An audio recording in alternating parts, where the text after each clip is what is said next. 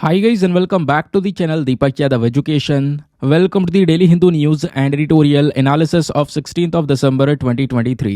तो गाइज आज है तारीख 16 दिसंबर 2023 और है फ्राइडे। देखेंगे आज के द हिंदू कंप्लीट न्यूज़पेपर को एनालाइज करेंगे। बट लेक्चर में आगे बढ़ने से पहले अगर आपको इस लेक्चर का पीडीएफ चाहिए तो क्या करना है, सबसे पहले डाउनलोड करना है टेलीग्राम। वहां पे जाके सर्च बॉक्स में लिखना दीपक यादव एजुकेशन यूपीएससी, आपको ये टेलीग्राम चैनल मिल जाएगा। यहाँ से आप डेली बेसिस पे इस लेक्चर के पीडीएफ को डाउनलोड कर सकते हो। और अगर आप मेरे साथ में पर्सनली जुड़ना चाहते हो तो आप लोग इंस्टाग्राम पे भी ज़रूर जा सकते हो। वहाँ पे जाके आपने फिर से लिखना है दीपक यादव एजुकेशन, मेरा प्रोफाइल मिलेगा जहाँ पे ऑलरेडी 14,000 के आसपास लोग जुड़ चुके हैं। आप भी मेरे साथ में पर्सनली जुड़ सकते हो। नाउ हमेशा की तरह हम लोग अपने लेक्चर को एक मैप के क्वेश्चन के साथ स्टार्ट करेंगे। तो आज आप सभी को मैप में जाकर देखना है पेंगो लेखा वाइल्ड लाइफ सेंचुरी को कहाँ पर है ये एग्जैक्टली लोकेटेड, इसको अच्छे से मैप में देखना। देन उसके बाद आकर नीचे कमेंट सेक्शन में टाइप करना, जिससे कि आप लोग इसको लंबे समय तक याद रख पाओगे। साथ ही साथ एक क्वेश्चन सॉल्व करेंगे जो कि यूपीएससी प्रीवियस ईयर साल 2020 के प्रीलिम्स में पूछा गया था। डेली बेसिस पे हम लोग यहाँ पर एक प्रीवियस ईयर क्वेश्चन को भी सॉल्व करते हैं।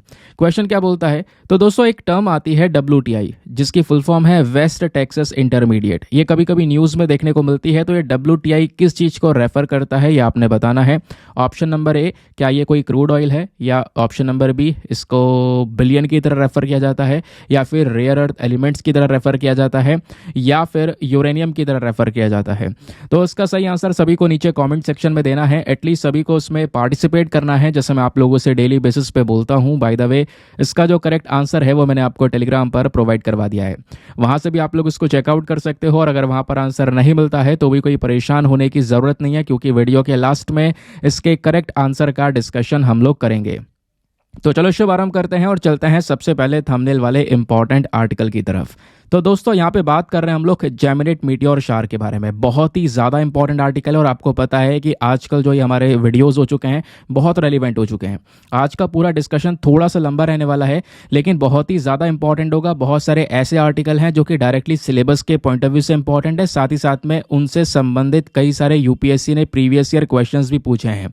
और सबसे बड़ा एग्जाम्पल आपके सामने वाला आर्टिकल, जो आज का थंबनेल वाला आर्टिकल है, यहाँ से भी 2-3 क्वेश्चन डायरेक्टली आए हुए हैं दोस्तों। वो क्वेश्चन भी आपको मैं दिखाऊंगा कौन से साल के क्वेश्चंस और किस तरीके से पूछे गए। ठीक है, तो हम बात कर रहे हैं यहाँ पर जेमिनेट मीटियोर शार के बारे में। तो दुनिया भर में अभी ये जेमिनेट मीटियोर शार हमको देखने को मिला है। हर मिनट 2 से 3 मीटियोर जो है आसमान से गिरते हुए नजर आए। ये जो मीटियोर शार नजर आया है रिसेंटली, ये बिना किसी इंस्ट्रूमेंट के देखा जा सकता था। इस तरीके से यहाँ पर ये देखा गया है। प्लस दोस्तों जो मीटियोर शार हमको देखने को मिला है ये एस्टेरॉइड के ब्रेकडाउन की वजह से हुआ है।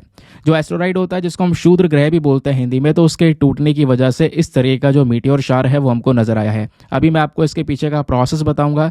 कॉमेट के थ्रू और एस्टेरॉइड के थ्रू जो मीटियोर शार होता है इनके बीच में क्या डिफरेंस होता है, बहुत सारे एस्पेक्ट्स यहाँ पे डिस्कस करना जरूरी है। तो दोस्तों इसके वीडियोस आपने देखा होगा सोशल मीडिया प्लेटफॉर्म पर कई सारी जगह पर जो है वो शेयर करे गए हैं। ये जो शावर हमको देखने को मिला है ये कौन से एस्टेरॉइड की वजह से हुआ है, तो उसका नाम है 3200 फेथन। अभी इसके बारे में भी डिस्कस करेंगे। ये तो मैंने आपको ओवरव्यू दे दिया कि आखिरकार क्या चीज़ें आजकल न्यूज़ में देखने को मिल रही हैं। पहले हमेशा की तरह हम लोग बिल्कुल बेसिक्स के साथ में स्टार्ट करेंगे। कुछ जो टर्मिनोलॉजीज़ हैं वो हमें समझनी होगी, जो ज्योग्राफी के लिए भी इंपॉर्टेंट है और GS paper number 3 science and tech के पॉइंट ऑफ व्यू से भी इंपॉर्टेंट है। पहली बात दोस्तों आपने जानना होगा कि आखिरकार ये meteoroid, meteors, meteorite, asteroid, comet, ये जो सारे टर्म्स हैं इनके मतलब क्या होते हैं, ये फोटो बेस्ट है समझने के लिए। सबसे पहले अगर हम बात करते हैं एस्टेरॉइड की, जिसको हम लोग हिंदी में क्षुद्र ग्रह भी बोलते हैं या छोटा तारा भी बोलते हैं, तो दोस्तों ये हमारे अंतरिक्ष में रॉकी बॉडीज आपको देखने को मिलेंगी। छोटे छोटे यहाँ पर चट्टान के टुकड़े यहाँ पे नजर आएंगे, जो कि हमारे एक प्लैनेट से छोटे होते हैं, है ना। जो हमारे ग्रह हैं उनसे छोटे होते हैं और ये हमारे सूर्य के चक्कर लगा रहे होते हैं। ये होते हैं एस्टेरॉइड्स।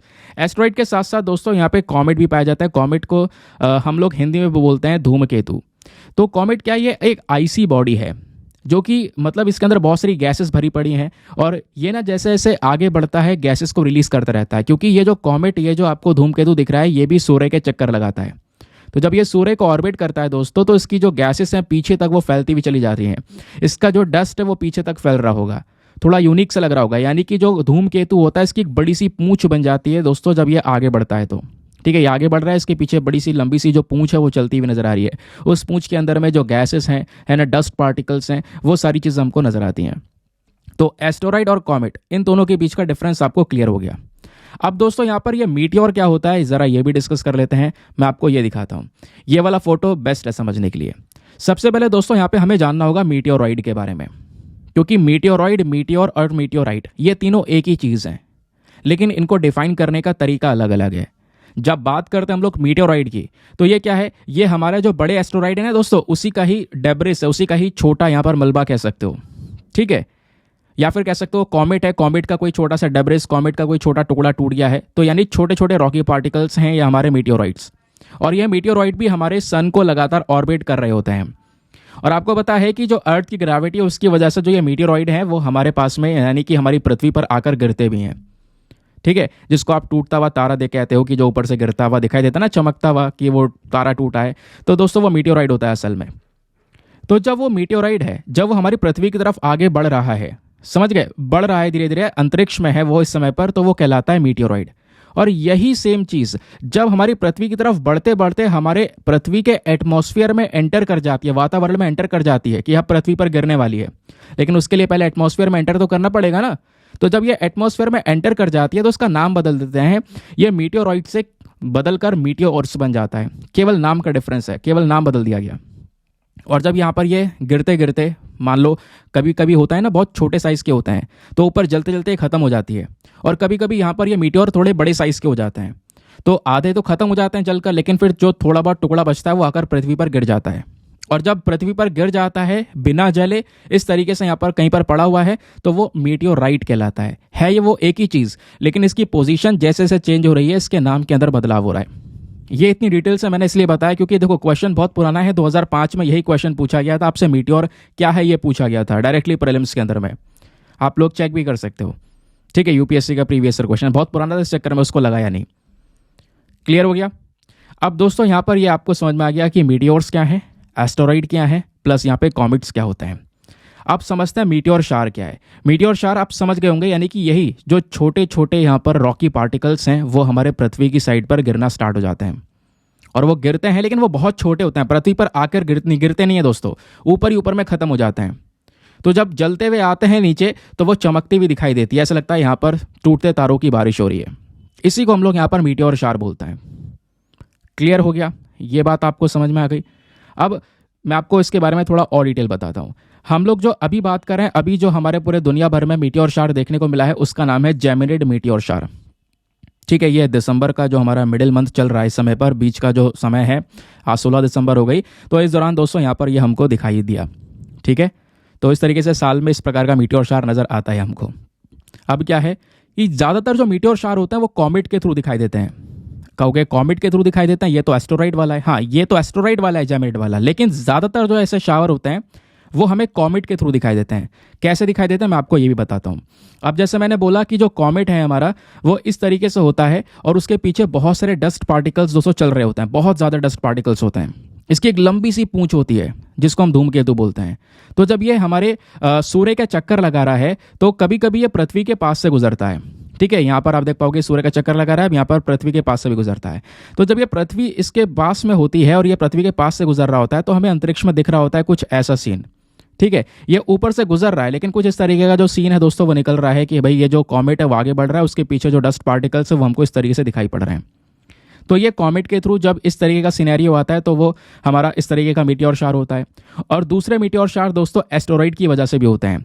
अब एस्टेरॉइड भी बड़े साइज के होते हैं, जब ये ब्रेक ऑफ हो जाते हैं, टूट जाते हैं, इसके छोटे छोटे जो टुकड़े हैं दोस्तों वो यहाँ पे पृथ्वी की साइड्स पर आते हैं, तो वो भी इसी तरीके से टूटते हुए तारे की तरह दिखाई देते हैं, ठीक है। और यहाँ पर इसको भी हम लोग मीटियोर शार बोलते हैं। क्लियर हो गया। तो ज़्यादातर मीटियोर शार कॉमेट की तरह दिखाई, कॉमेट से निकल कर आते हैं, लेकिन जो जेमिनिड वाला है ये एक एस्टेरॉइड से आया है, ठीक है। और इस एस्टेरॉइड को हम लोग एक नाम दे चुके हैं जिसका नाम है 3200 फेथन। ये नाम ध्यान रखना, आपसे क्वेश्चन बन सकता है कि हाल ही में 3200 फेथन नाम की चीज़ न्यूज़ में थी, ये क्या है। जैसा भी मैंने आपको बताया WTI वेस्ट टेक्स इंटरमीडिएट अभी जो हम डिस्कस कर रहे थे, प्रीलिम्स का जो मैंने क्वेश्चन दिया है वो भी ऐसे ही पूछा गया आपसे, है ना, कि टेक्सास इंटरमीडिएट क्या है। तो ऐसा सवाल बन सकता है, तो ध्यान रखना 3200 फेथन क्या है, ये बेसिकली एक प्रकार का एस्टेरॉइड है, ठीक है। और इसको डिस्कवर किया गया था सैटेलाइट के माध्यम से। इस एस्टेरॉइड के बारे में कुछ बेसिक तथ्य जान लेते हैं। इसको डिस्कवर किया गया था 11 अक्टूबर 1983 में, एक सैटेलाइट यूज़ की गई थी और इसका नाम फेथन इसलिए पड़ा जो सन गॉड के मतलब जो सन है उनके जो सन है उनके बेटे के ऊपर यहाँ पर ये नाम रखा गया। ग्रीक मिथ है यहाँ पर फेथन, तो ये नाम वहीं से लिया गया है। ये कलर में थोड़ा सा ब्लूइश कलर का आपको ये नज़र आता है। प्लस ये जो फेथन है दोस्तों, ये एस्टेरॉइड हमारे सूर्य का चक्कर लगाता है, लेकिन एलिप्टिकल ऑर्बिट के अंदर में। Very very important. अब एलिप्टिकल ऑर्बिट क्या होता है, इस तरीके से आप देख पाओगे। मान लो ये सूर्य है और ये जो ऑर्बिट आपको दिख रहा है 3200 फेथन का, ये एलिप्टिकल ऑर्बिट है। इस तरीके से चक्कर लगाता है। एलिप्टिकल ऑर्बिट का मतलब यहाँ पर सूर्य के एक बार तो ये बहुत करीब आ जाएगा। देखो यहाँ पर ना डिस्टेंस सूर्य और इस ऑर्बिट के बीच में करीब है। एक बार तो ये बहुत करीब आ जाएगा और एक बार तो ये बहुत ही ज़्यादा दूर पहुंच जाएगा। जैसा आप देख पा रहे होंगे यहाँ पर डिस्टेंस थोड़ा ज़्यादा है, इसी को हम लोग बोलते हैं एलिप्टिकल ऑर्बिट। क्लियर? तो ध्यान रखना, जो ये जैमिनिड एस्टेरॉइड होता है, इसके पीछे एस्टेरॉइड का ब्रेक ऑफ होना, एस्टेरॉइड का टूटना एक बड़ी जिम्मेदारी चीज़ आपको देखने को मिलती है। उसके टूटने की वजह से ही हमको इस तरीके का जो ये शार है वो नज़र आता है। और वो कौन सा एस्टेरॉइड टूटता है? 3200 फेथन। इसका साइज़ भी काफ़ी ज़्यादा बड़ा है, यानी कि 99% जो एस्टेरॉइड है उससे तो साइज़ इसका बड़ा ही माना जाता है। क्लियर? चलिए आगे आते हैं। अब यहाँ तो मैंने आपको ये कुछ बेसिक चीज़ें बता दी है। कोई भी क्वेश्चन आएगा आप आराम से हैंडल कर पाओगे, चाहे वो वनडे एग्जामिनेशन में आए, चाहे वो यूपीएससी में ही क्यों ना आए। फिर उसके बाद यहाँ पे आप देख सकते हो दोस्तों, एक प्रीलिम्स का क्वेश्चन है। यूपीएससी ने 2011 में एक डायरेक्ट आपसे सवाल पूछा। सवाल यह है कि बताओ what is the difference between asteroid and comets. अब आप देख रहे हो जो क्वेश्चन पूछने का तरीका है वो कैसा है कि जो चीज़ न्यूज़ में है वहाँ से नहीं आ रहा है, उस न्यूज़ को आपने अपने सिलेबस से लिंक करना होगा। आप ज्योग्राफी में पढ़ोगे, एस्टेरॉइड, कॉमेट, ये सारी चीज़ें पढ़ोगे। इसी वजह से आपको बेसिक्स पढ़ाई गई हैं, ताकि आप करंट अफेयर भी पढ़ो, अपने स्टैटिक पोर्शन से लिंक करो और चीज़ों को समझ कर क्वेश्चन सॉल्व कर सको। क्लियर? तो यहाँ पे बात ये की जा रही है, बताओ एस्टेरॉइड और कॉमेट के बीच में क्या डिफरेंस है। ये 3 डिफरेंसेस यहाँ पर दिए गए, बताना है कौन सा स्टेटमेंट सही है।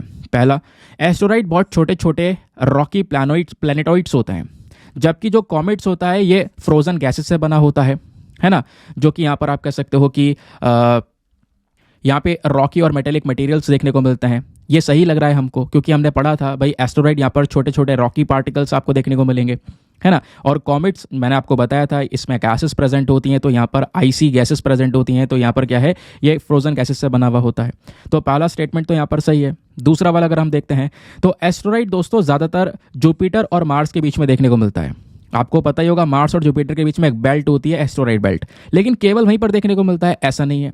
एस्टेरॉइड्स हमारे अंतरिक्ष में सभी जगह पर फैले हुए हैं, ठीक है। जबकि यहाँ पर दूसरा स्टेटमेंट बोलता है कि जो कॉमेट से ज़्यादातर वीनस और मरकरी के बीच में होते हैं, ऐसा कुछ भी नहीं है दोस्तों। तो सेकंड स्टेटमेंट हमारा सरासर गलत हो जाता है। तीसरा स्टेटमेंट यहाँ पर देखते हैं, तो ये जो कॉमेट्स है दोस्तों, कॉमेट्स के पीछे एक बहुत बड़ी पूंछ नजर आती है, ग्लोइंग टेल नजर आती है। कॉमेट की सबसे बड़ी पहचान यही है। और अभी मैंने आपको जब धूमकेतु के बारे में पढ़ाया तो बार बार इस टेल के ऊपर एक मेजर फोकस रखा था, जबकि एस्टेरॉइड के पीछे ऐसी कोई टेल नहीं होती है। ये सही बात है, ठीक है, ये आप देख पाओगे। तो 1 और 3 is the correct answer, option number B हमारा सही है। तो ये तो हमारा क्वेश्चन भी सॉल्व हो गया। चलिए आगे आते हैं नेक्स्ट आर्टिकल पर। अगला आर्टिकल आज के द हिंदू न्यूज़पेपर में पेज नंबर 3 पर जीएस पेपर नंबर 3 इकोनॉमी से इसको लिंक कर सकते हो। इंडिया के ट्रेड के बारे में डिस्कशन किया गया है। भारत का जो एक्सपोर्ट है नवंबर के महीने में वो कम हुआ है 2.83% से, ये बताया गया। क्योंकि नवंबर का क्यों डिस्कस कर रहे हैं, तो दोस्तों अभी हम दिसंबर के महीने में आ चुके हैं, इसलिए ठीक है। तो पुराना डेटा हमको अभी मिलता चले जा रहा है। अब जैसे हम जनवरी में जाएंगे तो दिसंबर 2023 का डेटा हमको जनवरी 2024 में मिलेगा कि कितना व्यापार हुआ, कितना नहीं हुआ। तो नवंबर में इंडिया का जो गुड्स का एक्सपोर्ट हुआ है, जो सामान हम लोगों ने एक्सपोर्ट किया है अलग अलग देशों में दोस्तों, तो उसके अंदर में एक गिरावट देखने को मिली है 2.83% की। यानी कि जो टोटल एक्सपोर्ट हम लोगों ने किया है नवंबर के महीने में वो है $33.9 बिलियन का। कितना यहाँ पे लिख देता हूँ, लिखना थोड़ा ज़रूरी है, क्यों ज़रूरी है पता चल जाएगा। 33.9 बिलियन डॉलर्स का दोस्तों यहाँ पर हम लोगों ने एक्सपोर्ट किया है। जबकि जो हमारा इंपोर्ट है, क्योंकि हम एक्सपोर्ट इंपोर्ट दोनों कर रहे हैं व्यापार में, सिंपल सी बात है, तो एक्सपोर्ट तो हमारा कम हुआ लेकिन इंपोर्ट भी कम हुआ है, और एक्सपोर्ट से ज़्यादा तेजी से इंपोर्ट कम हुआ है हमारा। इंपोर्ट दोस्तों नवंबर के महीने में 4.33% से कम हुआ, और ये कम होकर कितना इंपोर्ट किया है हमने नवंबर के महीने में, $54.48 बिलियन का, ठीक है। तो आप ये देख सकते हो। तो आप कहोगे यानी कि हमने इंपोर्ट तो ज़्यादा पैसों का कर दिया और एक्सपोर्ट तो कम पैसों का किया है, तो ये तो हमारा घाटा हो गया। हाँ दोस्तों, इसी घाटे को हम क्या बोलते हैं इंग्लिश में, ट्रेड डेफिसिट, ठीक है। अब ट्रेड डेफिसिट अगर आप देखोगे नवंबर का महीना तो कितना आ गया, तो सिंपल सी बात है भाई, जितना हम लोगों ने इंपोर्ट किया $54.48 बिलियन, इसमें से अपना जितना हम लोगों ने एक्सपोर्ट किया उसको माइनस कर दो। माइनस कर दोगे कितना आ जाएगा, $20.58 बिलियन। तो ये जो अमाउंट है दोस्तों, इतने रुपए का हमें घाटा चल रहा है, इतने डॉलर्स का। अब क्योंकि हमारा एक्सपोर्ट और इंपोर्ट कम हुआ अक्टूबर के महीने के कंपैरिजन में तो ये घाटा भी कम होगा, सही बात है, क्योंकि अक्टूबर में दोस्तों ये घाटा हमारा 29.91 बिलियन डॉलर्स का था, ये ट्रेड डेफिसिट 29.9 बिलियन डॉलर्स का पहुंच गया था। तो अक्टूबर के कंपैरिजन में नवंबर में अगर आप देखोगे तो ये ट्रेड डेफिसिट भी कम हुआ है, समझ गए। तो ये हमारा एक छोटा सा न्यूज़ है इकोनॉमी का, पेज नंबर 1 पेज नंबर 11 दोनों जगह पर प्रेजेंट है, वो मैंने आपको यहाँ पर समझा दिया है बहुत ही सिंपल तरीके से कि अक्टूबर और नवंबर दोनों के महीने के बीच में जो इंडिया का व्यापार है उसके बीच में किस तरीके का सिनेरियो रहा है। लेकिन क्या आपको लगता है यहाँ से कोई क्वेश्चन पूछा जाएगा, ये परसेंटेज वगैरह पूछी जाती है? कभी नहीं पूछी जाती है, इसको ध्यान में मत रखना, हर महीने चेंज होती रहती हैं, ठीक है। अब हर महीने ऑब्वियसली बात है व्यापार हो रहा है, चेंज होता रहेगा, तो ये ध्यान में नहीं रखनी होती है। क्या करना है, तो आप अपनी जब इकोनॉमी की किताब उठाओगे, ट्रेड डेफिसिट पढ़ोगे, करंट अकाउंट डेफिसिट पढ़ोगे, फिस्कल डेफिसिट पढ़ोगे, तो वहाँ पे सब एक साथ ये टर्म्स आ जाती हैं, तो वो ज़्यादा इंपॉर्टेंट है। क्वेश्चन बना तो वहाँ से बनेगा। चलो अब आओ इसके बारे में आपको बताता हूँ। यहाँ पे मैं आपको केवल ट्रेड डेफिसिट पढ़ा रहा था, लेकिन आपके सिलेबस का हिस्सा है तो ट्रेड डेफिसिट के साथ साथ फिस्कल डेफिसिट क्या होता है वो भी बता दूंगा, और करंट अकाउंट डेफिसिट होता है वो क्या होता है वो भी पढ़ेंगे। प्लस ये जो डेफिसिट्स होते हैं दोस्तों, ये कितनी बड़ी प्रॉब्लम है भारत के लिए और इसको निपटने के लिए हमें क्या करना चाहिए वो भी यहाँ पर बताया गया है। तो आपसे इंटरव्यू में भी पूछा जा सकता है, तो हर एक एस्पेक्ट को टैकल करेंगे। सबसे पहले बात करते हैं ट्रेड डेफिसिट की। तो ट्रेड डेफिसिट वो अमाउंट होता है या वो कॉस्ट होती है जो कैसे निकलती है, जब हमारे देश का जो इंपोर्ट और एक्सपोर्ट है उसका डिफरेंस निकाल कर। मान लो हमारे देश का इंपोर्ट बढ़ जाए, एक्सपोर्ट कम हो जाए, तो वो क्या करेगा, ट्रेड डेफिसिट कहलाएगा, सिंपल सी बात है। और ट्रेड डेफिसिट हमारे करंट अकाउंट डेफिसिट का एक हिस्सा है, सीएडी का हिस्सा है, ठीक है। तो करंट अकाउंट डेफिसिट क्या होता है, फटाफट ये भी डिस्कस कर लेते हैं हाथों हाथ। तो करंट अकाउंट डेफिसिट दोस्तों यहाँ पर क्या होता है, जब हमारे देश का जो इंपोर्ट होता है गुड्स का और सर्विसेज का वो बढ़ जाए, ठीक है। लेकिन यहां पर बढ़ जाए लेकिन इतना ना बढ़ पाए कि वो एक्सपोर्ट से ज्यादा हो जाए, ठीक है। अभी क्या हो रहा है, सॉरी जो ये इंपोर्ट है हमारे देश का वो बढ़ जाए एक्सपोर्ट से, इंपोर्ट बढ़ गया, एक्सपोर्ट हमारा कम हो गया, यानी कि हमारा ट्रेड डेफिसिट चल रहा है। अब ये करंट अकाउंट डेफिसिट और फिस्कल डेफिसिट दोनों का अगर हम यहाँ पर देखें तो दोनों के दोनों डेफिसिट्स सीधा सीधा हमारे देश के स्टॉक मार्केट और इन्वेस्टर्स के ऊपर असर डालते हैं। कहोगे करंट अकाउंट डेफिसिट तो समझ में आ गया कि जब इंपोर्ट कम हो जाए और एक्सपोर्ट यहाँ पर इंक्रीज हो जाए, ठीक है। अरे यार फिर से मैंने क्या बोल दिया, सिंपल सी बात है, मैंने दोबारा से यहाँ पर इसको पलट दिया। अरे यार गुड्स एंड सर्विसेज का जब इंपोर्ट बढ़ जाता है हमारे एक्सपोर्ट से, हम इंपोर्ट ज़्यादा कर रहे हैं और एक्सपोर्ट कम कर रहे हैं, ठीक है, तो हमारा करंट अकाउंट डेफिसिट कहलाता है। यहाँ पर भी हमें घाटा ही हो रहा है ना, हमें एक्सपोर्ट ज़्यादा करना चाहिए था बट एक्सपोर्ट कम हो रहा है, इंपोर्ट ज़्यादा हो रहा है गुड्स एंड सर्विसेज का, तो वो कहलाता है करंट अकाउंट डेफिसिट। और यहीं पर एक और टर्म आती है फिस्कल डेफिसिट। फिस्कल डेफिसिट क्या होता है, यहाँ पे इसको समझ लेते हैं। देखो जो सरकार के खर्चे होते हैं, गवर्नमेंट के एक्सपेंडिचर जो होते हैं, ठीक है, और गवर्नमेंट की जो कमाई होती है, इसके बीच का जो डिफरेंस होता है वो फिस्कल डेफिसिट कहलाता है। और या फिर सिंपल शब्दों में बताएं तो अगर यहाँ पे सरकार के जो खर्चे हैं वो ज़्यादा हैं और कमाई यहाँ पर कम है, एक्सपेंडिचर ज़्यादा है और उनका रेवेन्यू कम है, तो वो क्या कहलाएगा, वो यहाँ पर फिस्कल डेफिसिट कहलाएगा, ठीक है। तो trade deficit, current account deficit, fiscal deficit, तीनों के बीच में जो डिफरेंसेस आपको पता चल चुके हैं। सवाल यह है कि जो करंट अकाउंट डेफिसिट्स हैं ये सारे के सारे, इनका इंपैक्ट क्या पड़ेगा, सभी डेफिसिट्स का इंपैक्ट क्या पड़ सकता है। सबसे पहला इंपैक्ट पड़ेगा हमारी देश की अर्थव्यवस्था के ऊपर, क्योंकि उनको घाटा हो रहा है। स्टॉक मार्केट के ऊपर में जो लोग इन्वेस्टमेंट करते हैं वो इन्वेस्टमेंट से पीछे हटने लगेंगे, इन्वेस्टर ज़्यादा अट्रैक्ट नहीं होंगे, वो देखेंगे वो इस देश के ऊपर घाटा ज़्यादा है, उधार ज़्यादा है, तो मैं यहाँ पे इन्वेस्टमेंट क्यों करूँ, हो सकता है कल मेरा पैसा डूब जाए, तो इसलिए यहाँ पर जो इन्वेस्टर्स हैं वो ज़्यादा अट्रैक्ट होंगे नहीं, समझ गए। तो ये है करंट अकाउंट डेफिसिट। अब इसके नेगेटिव इफेक्ट्स क्या हो सकते हैं, सबसे पहली चीज़ हमारी जो करेंसी है वो और कमज़ोर हो सकती है। जब हमारे देश का इंपोर्ट बढ़ जाएगा, एक्सपोर्ट हम कर ही नहीं रहे होंगे, बहुत कम कर रहे होंगे, तो सिंपल सी बात है हमारी करेंसी की डिमांड कम हो जाएगी यार, उससे करेंसी डेप्रिसिएशन में चली जाएगी दूसरे करेंसीज के कंपैरिजन में, ठीक है। तो हमारी करेंसी बहुत कमज़ोर हो जाएगी, हमारी परचेसिंग पावर कम हो जाएगी, हमें बहुत बहुत सारा पैसा दे देकर थोड़ा बहुत सामान मिल रहा होगा। फिर उसके बाद में एक और इफेक्ट पड़ेगा, वो है डेट एक्यूमुलेशन, यानी कि अगर एक देश सक्षम नहीं है, ठीक है, अपने करंट अकाउंट डेफिसिट को फाइनेंस करने के लिए, मतलब कहने का यह है कि भैया उसका डेफिसिट हुआ, उसको घाटा हुआ देश को, अब घाटा होने के बाद में उसके पास में ये पावर नहीं है कि वो उसको पूरा भर सके, उस गैप को पूरा कर सके, तो उसको ज़रूरत होती है पैसा बोरो करने की, तो वो उधार लेगा किसी से, और जब वो उधार लेता है उस गैप को भरने के लिए, तो इससे सरकार के ऊपर जो उधार का कर्ज का खतरा है वो दोस्तों और ज़्यादा बढ़ जाता है, और कर्ज बढ़ेगा तो ऑब्वियसली बात है इससे इसका सीधा असर इकॉनमी पर पड़ेगा, क्योंकि आपने वो कर्ज चुकाना भी है और सूद समेत ब्याज के साथ में चुकाना है, समझ गए। अब सवाल यहाँ पर यह है कि जो इस प्रकार के डेफिसिट्स हैं दोस्तों, इससे भारत कैसे उभर सकता है। इसका सबसे पहला और एक इंपॉर्टेंट सोल्यूशन ये है कि हमें एक्सपोर्ट्स को बढ़ावा देना होगा। एक्सपोर्ट को इंक्रीज करना सबसे इफेक्टिव तरीका है इस करंट अकाउंट डेफिसिट को कम करने के लिए। और इसके लिए भी क्या किया जा सकता है, सरकार जो एक्सपोर्ट करने वाली इंडस्ट्रीज हैं इनको इंसेंटिव्स प्रोवाइड करवाए, इनको सपोर्ट दे, इनको छूट दे, जिससे कंपनी ज़्यादा से ज़्यादा एक्सपोर्ट कर सकें। समझ गए, जिससे कि अलग अलग देशों के साथ में बेटर ट्रेड एग्रीमेंट्स हो सके। और इसके लिए सरकार को आगे बढ़ना पड़ेगा, ट्रेड एग्रीमेंट्स करने पड़ेंगे। फिर उसके बाद में जो दूसरा यहाँ पे आप कह सकते हो कि इम्पैक्ट है, जो दूसरा हम कदम उठा सकते हैं वो है इम्पोर्ट सब्स्टिट्यूशन। ये क्या है, आज जो हम इंपोर्ट कर रहे हैं बहुत सारे सामान को, ये डिपेंडेंसी बढ़ा रहा है दूसरे देशों के ऊपर।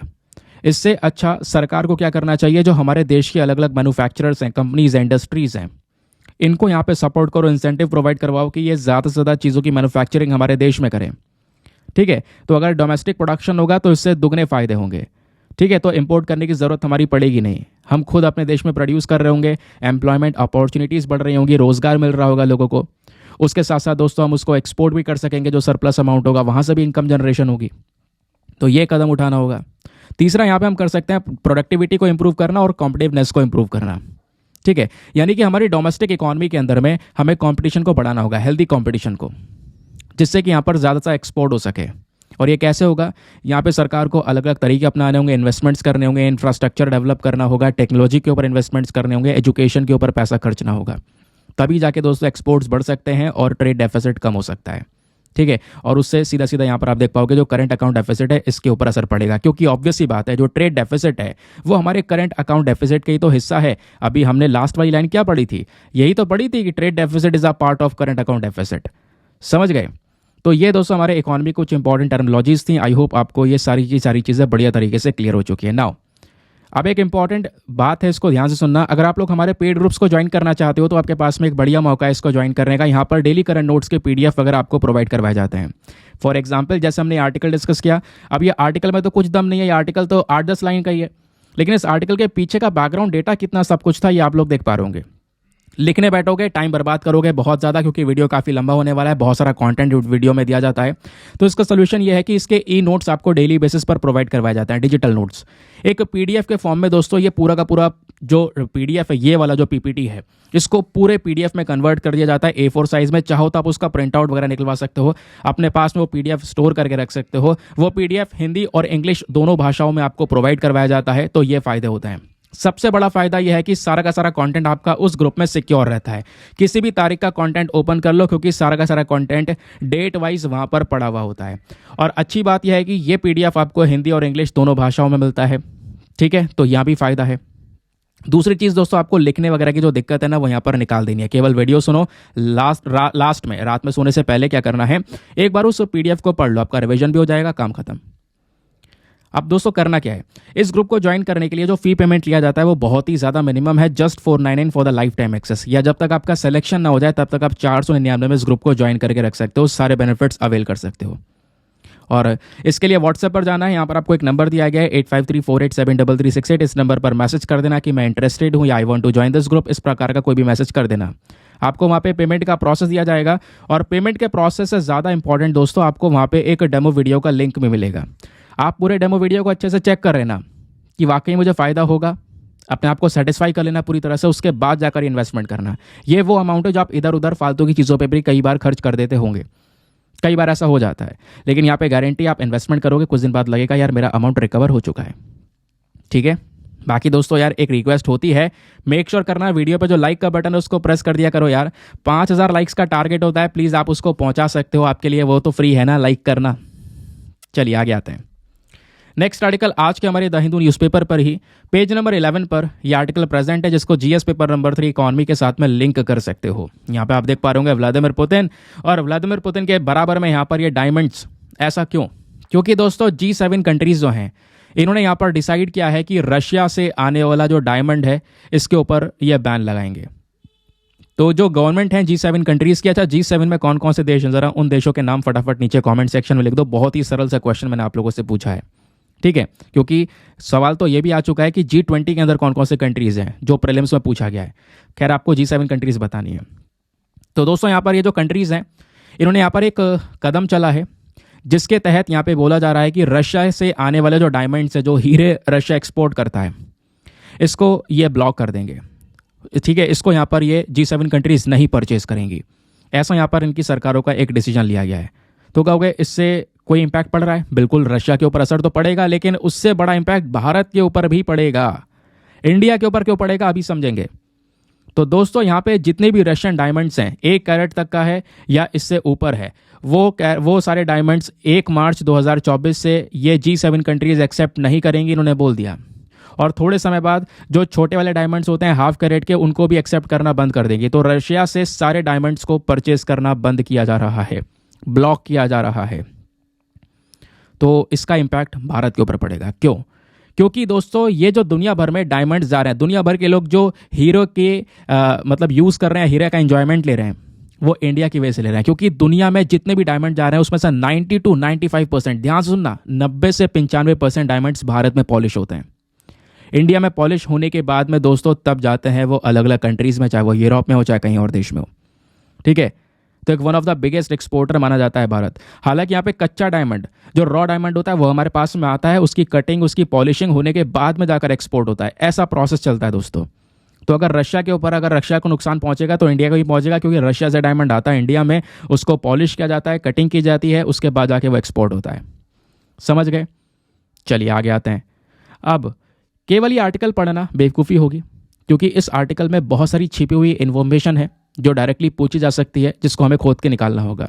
तो ज़रूरत नहीं है आपको टाइम वेस्ट नहीं करना है, सीधा मैं आपको यहाँ पर दे रहा हूँ सारी रेडीमेड इन्फॉर्मेशन। सबसे पहली चीज़, भारत की जो डायमंड इंडस्ट्री है दोस्तों, इसका सिनेरियो, इसका स्थिति क्या है, पहले ये जान लेते हैं। इंडिया आज के समय पर दुनिया में सबसे बड़ी इंडस्ट्री है डायमंड की कटिंग और पॉलिशिंग के मामले में, या कह सकते हो दुनिया का सबसे बड़ा कटिंग और पॉलिशिंग का सेंटर हीरो का भारत में। आप यही देख लो ना, दुनिया भर में जो डायमंड्स हैं, 90 to 95% जो लोग यूज़ कर रहे हैं डायमंड्स, वो सब भारत में पॉलिश हो रहे हैं, कट हो रहे हैं। ठीक है, क्योंकि इंडिया के पास में स्किल्ड लेबर है, कटिंग एज टेक्नोलॉजीज हैं और लो कॉस्ट में सारा काम हो रहा है। कहोगे भारत में हो कहाँ पे रहा है? सबसे ज़्यादा हो रहा है दोस्तों गुजरात के अंदर, सूरत में। सूरत दुनिया का हब माना जाता है डायमंड मैन्युफैक्चरिंग के मामले में।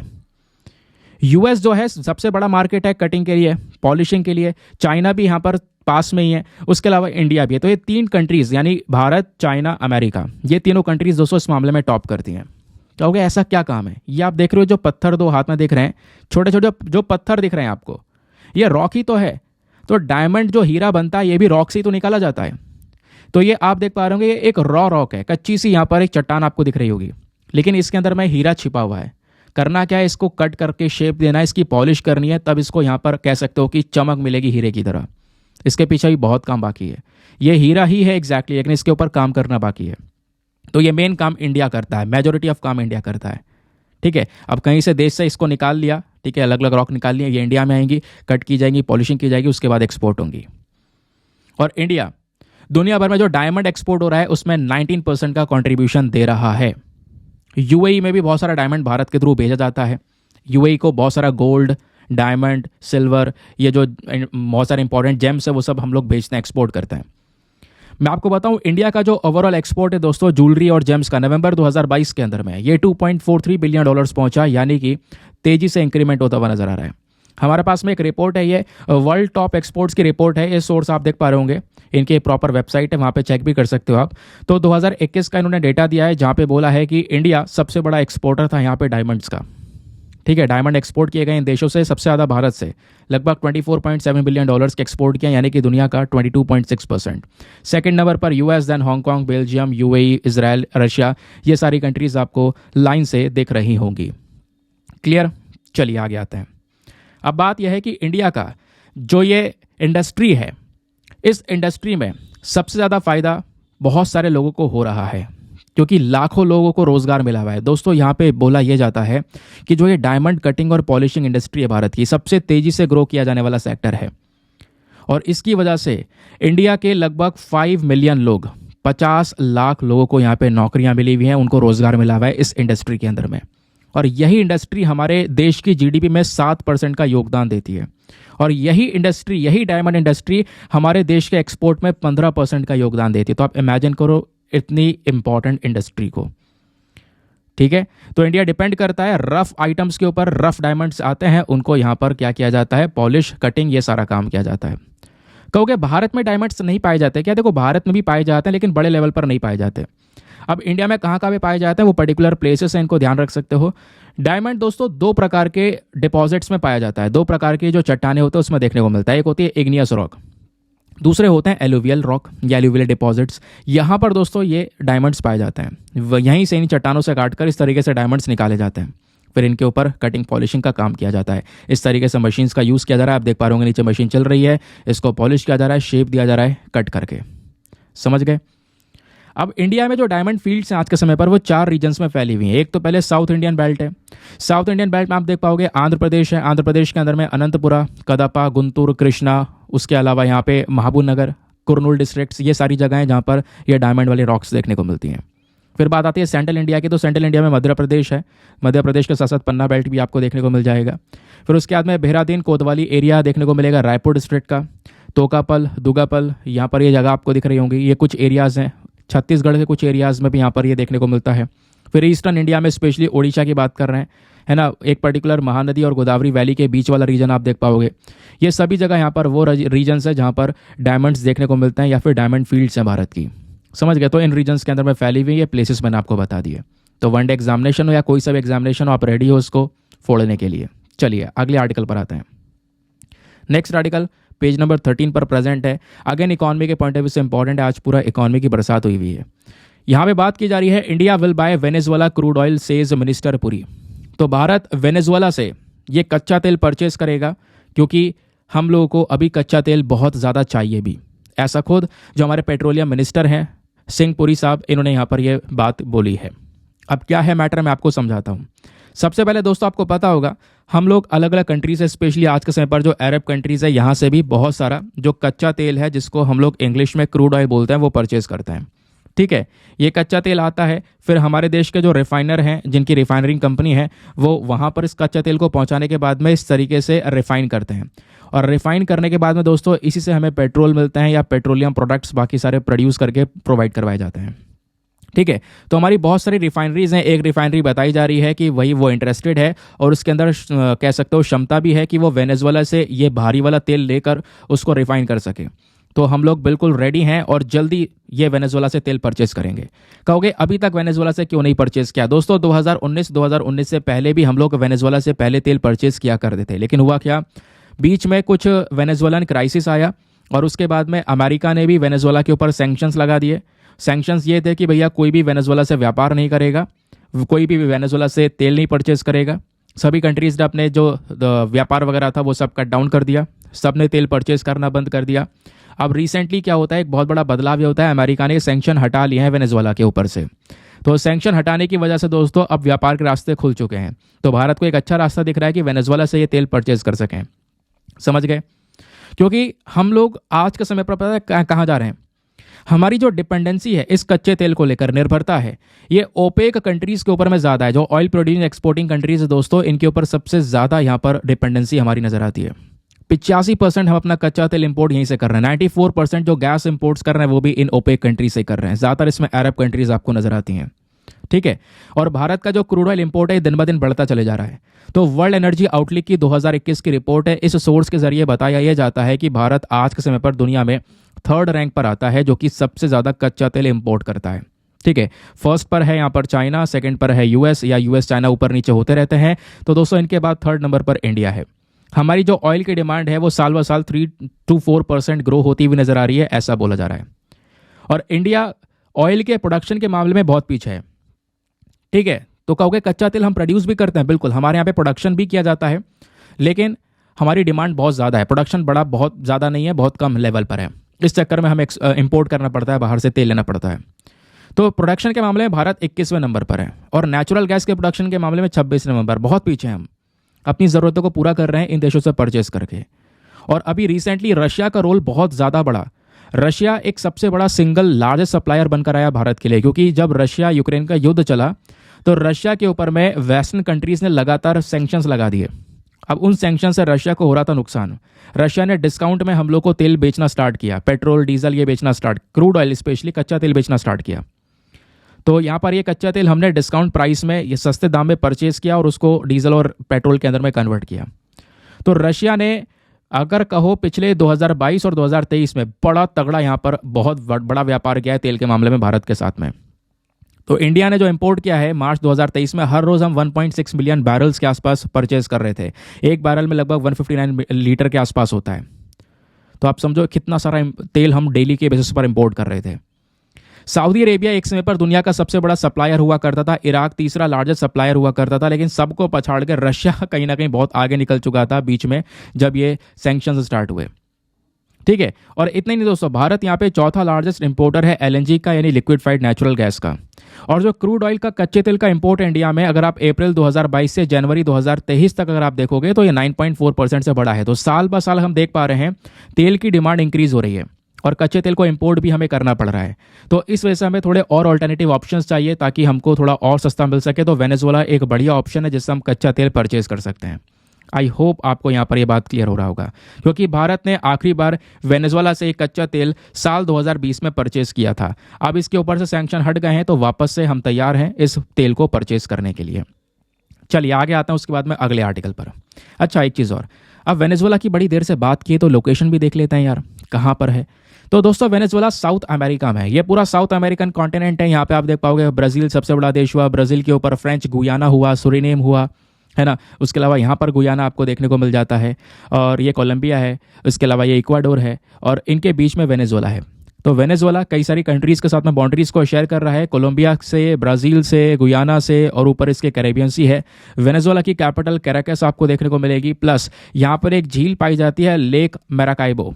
ठीक है, मैराकाइबो नाम की यहाँ पर एक झील पाई जाती है दोस्तों। वो झील दुनिया की एक ऐसी झील है जहाँ पर बहुत ज़्यादा बिजलियाँ गिरती हैं। जो बिजली कड़कती ना आसमान में, सबसे ज़्यादा बिजलियाँ वहीं पर गिरती हैं, उसी झील में गिरती हैं। समझ गए? चलिए आगे आते हैं। नेक्स्ट आर्टिकल और इम्पॉर्टेंट है, ध्यान से सुनते हुए चलना, क्योंकि लास्ट में आपका टेस्ट लिया जाएगा। ठीक है, कुछ क्वेश्चंस वगैरह आपसे पूछे जाएंगे ताकि आप चेक कर सको कि आपने कितने अच्छे से, कितने कंसंट्रेशन से पूरे लेक्चर को सुना है। चलिए, यहाँ पे बात की जा रही है कैसियोपिया ए के बारे में। ये क्या है जरा जान लेते हैं। यहाँ से भी यूपीएससी सवाल पूछ चुका है। न्यूज़ ये निकल कर आती है कि जो नासा का जेम्स वेब स्पेस टेलीस्कोप है, इन्होंने एक बहुत ही शानदार सा एक फोटो क्लिक किया, और फोटो यहाँ पर ये था, एक सितारे का फोटो लिया है दोस्तों, और वो सितारा एक्सप्लोड हुआ है। ठीक है, यहाँ पर वो एक्सप्लोड हुआ है, कह सकते हो सुपरनोवा रेमनेंट कैसियोपिया ए के अंदर में। तो ये दोस्तों यहाँ पे बताया जा रहा है। कहने का मतलब यह है कि देखो, सुपरनोवा क्या होता है? सुपरनोवा ये होता है कि एक बड़ा सा स्टार, मैसिव सा स्टार एक्सप्लोड हो जाए। जब उसका लास्ट स्टेज चल रहा है खत्म होने का, तो वो बहुत तेजी से एक्सप्लोड होता है। ठीक है, अब एक्सप्लोड होने के बाद में उसके कुछ अवशेष बच जाते हैं, उसके जो पार्टिकल्स है बाद में बच जाते हैं। अब मान लो कोई चीज़ हटा रहे हो आप, रिमूव करो, उसके बाद छोटी छोटी चीज़ें बच जाती हैं ना उसकी फिर भी। ठीक है, तो वो एक बहुत बड़ा स्टार एक्सप्लोड हुआ। एक्सप्लोड होने के बाद में उसके कुछ अवशेष बचे, और उसी अवशेष में से एक अवशेष है कैसियोपिया ए, जिसको कैस ए के नाम से भी जानते हैं दोस्तों। तो इसका इमेज क्लिक किया गया जिस वजह से न्यूज़ में। तो क्या है कैसियोपिया ए, आओ जानते हैं। कैसियोपिया एक बहुत बड़े स्टार का रेमिनेंट है, बहुत बड़े साइज का सितारा। वो फटा, एक्सप्लोड हुआ, छितरा गया, उसके कुछ यहाँ पर अवशेष बच गए। उसी अवशेष में से एक बन गया है कैसियोपिया ए, जो कि मतलब ये एक बहुत बड़ा स्टार जो कि आज से लगभग 340 साल पहले एक्सप्लोड हुआ था, फटा था। उसके अवशेष यहाँ पे दिखाई देते हैं, जो कि है कैसियोपिया ए। और बोला जाता है कि यहाँ पर कहीं ना कहीं एक बहुत ही ज़्यादा यंगेस्ट रेमनेंट भी, यानी कि एक बहुत बड़ा स्टार जो हमारे गैलेक्सी में विस्फोट हुआ हो, एक्सप्लोड हुआ हो, है ना, उसका सबसे ज़्यादा लेटेस्ट यहाँ पे जो अवशेष है वो इसी प्रकार से देखने को मिलता है। समझ गए? अब दोस्तों ये जो रेमनेंट है ये बहुत दूरी पर है। बताया जा रहा है कि 11,000 लाइट ईयर्स की दूरी पर है। एक कॉन्स्टिलेशन है कैसियोपिया, उसी में ये हमको देखने को मिलता है।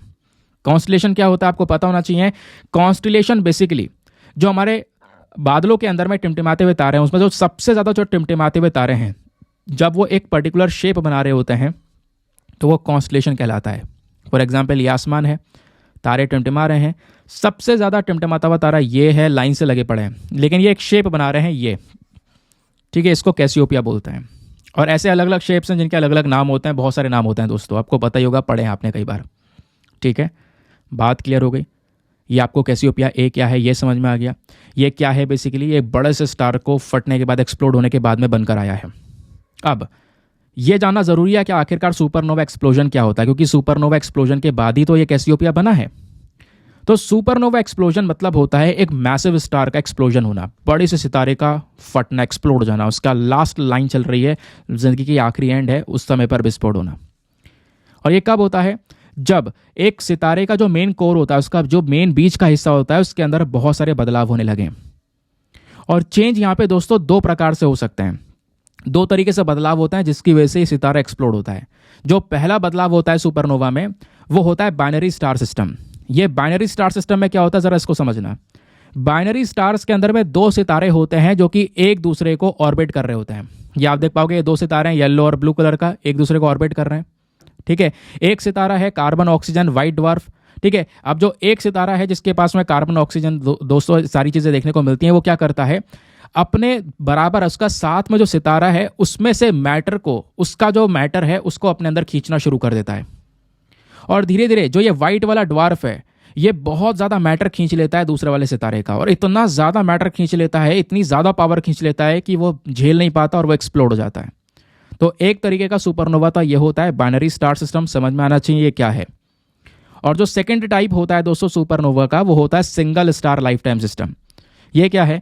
जो हमारा सितारा चमचमा रहा है ऊपर, है ना, दिख रहा है आपको चमकता हुआ, क्यों? उसके अंदर में न्यूक्लियर फ्यूल है दोस्तों, उससे चमचमा रहा है। अब स्टार जो है उसकी जो एनर्जी है सारी, उसका जो न्यूक्लियर फ्यूल है, जब वो खत्म हो जाएगा, ठीक है, वो खत्म हो रहा होगा, तो इससे क्या होगा, ये बहुत सारा जो फ्यूल है ना वो दोस्तों, उसके सितारे के बिल्कुल मेन कोर, जो मेन रीजन है उसका मेन कोर में फ्लो होना स्टार्ट होगा। और धीरे धीरे उसका कोर भारी होता चले जाएगा, क्योंकि वो बहुत सारी एनर्जी उसमें आ रही है। और कोर यहाँ पे धीरे धीरे और भारी होगा। भारी होते होते दोस्तों वो इतना ज़्यादा भारी हो जाएगा कि वो उस वजन को झेल नहीं पाता, और फिर जाकर वो जो कोर है वो इसी तरीके से कॉलेप्स हो जाता है। ये देखो, ये हुआ, ये एनर्जी कॉलेप्स हो गया, इस तरीके से विस्फोट हो गया। और ये जाइंट एक्सप्लोजन यहाँ पर सुपरनोवा कहलाता है। और जब ये जाइंट एक्सप्लोजन होगा तो ये तारे छितरा जाएंगे आसपास पे, फिर उसके अवशेष यहाँ पर बच जाएंगे रेमनेंट्स, और उसी रेमनेंट्स में से एक रेमनेंट कहलाता है कैसियोपिया ए। ठीक है, जिसका अभी एक नया शानदार सा जो इमेज है वो क्लिक किया गया है। समझ गए? क्लियर हो गया? तो एक नया इमेज क्लिक किया गया है स्टार का, जो कि एक्सप्लोड हुआ है इस सुपरनोवा रेमनेंट कैसियोपिया ए के अंदर में, जिस वजह से यहाँ पर ये न्यूज़ में है। तो कैसियोपिया ए क्या है, आपसे ये न्यूज़ नहीं पूछी जाएगी, ये पूछा जाएगा कैसियोपिया ए क्या है। समझ गए? क्लियर हो गया? सुपरनोवा एक्सप्लोजन क्या होता है ये आपसे पूछा जाएगा। चलिए आगे आते हैं नेक्स्ट आर्टिकल पर। अगला article GS paper number 3 environment के पॉइंट ऑफ व्यू से बहुत इंपॉर्टेंट है। यहाँ पे हम बात कर रहे हैं स्मूथ कोटेड ऑटर के बारे में।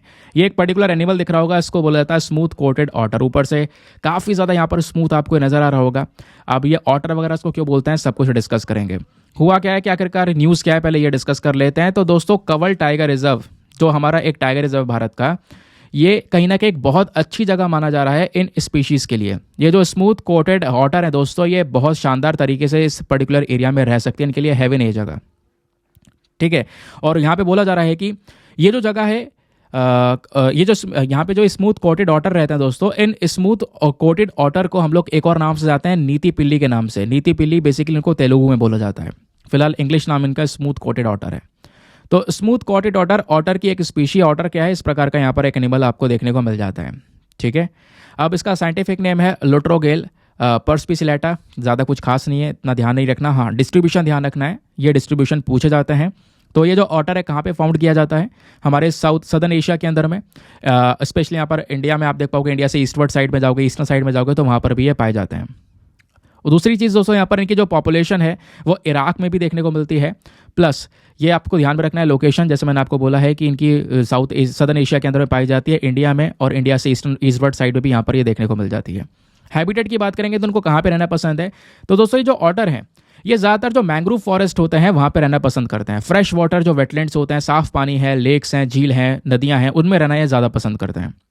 कुछ तो यहाँ पे क्या करते हैं, एक परमानेंट सा गड्ढा बना लेते हैं, एक खुदाई करके जो गुफा है मतलब गड्ढा खोद लेते हैं, है ना, पानी के पास में एक अंडर वाटर एंट्रेंस बना लेते हैं, एक टनल बना लेते हैं पानी से सीधा ज़मीन तक की।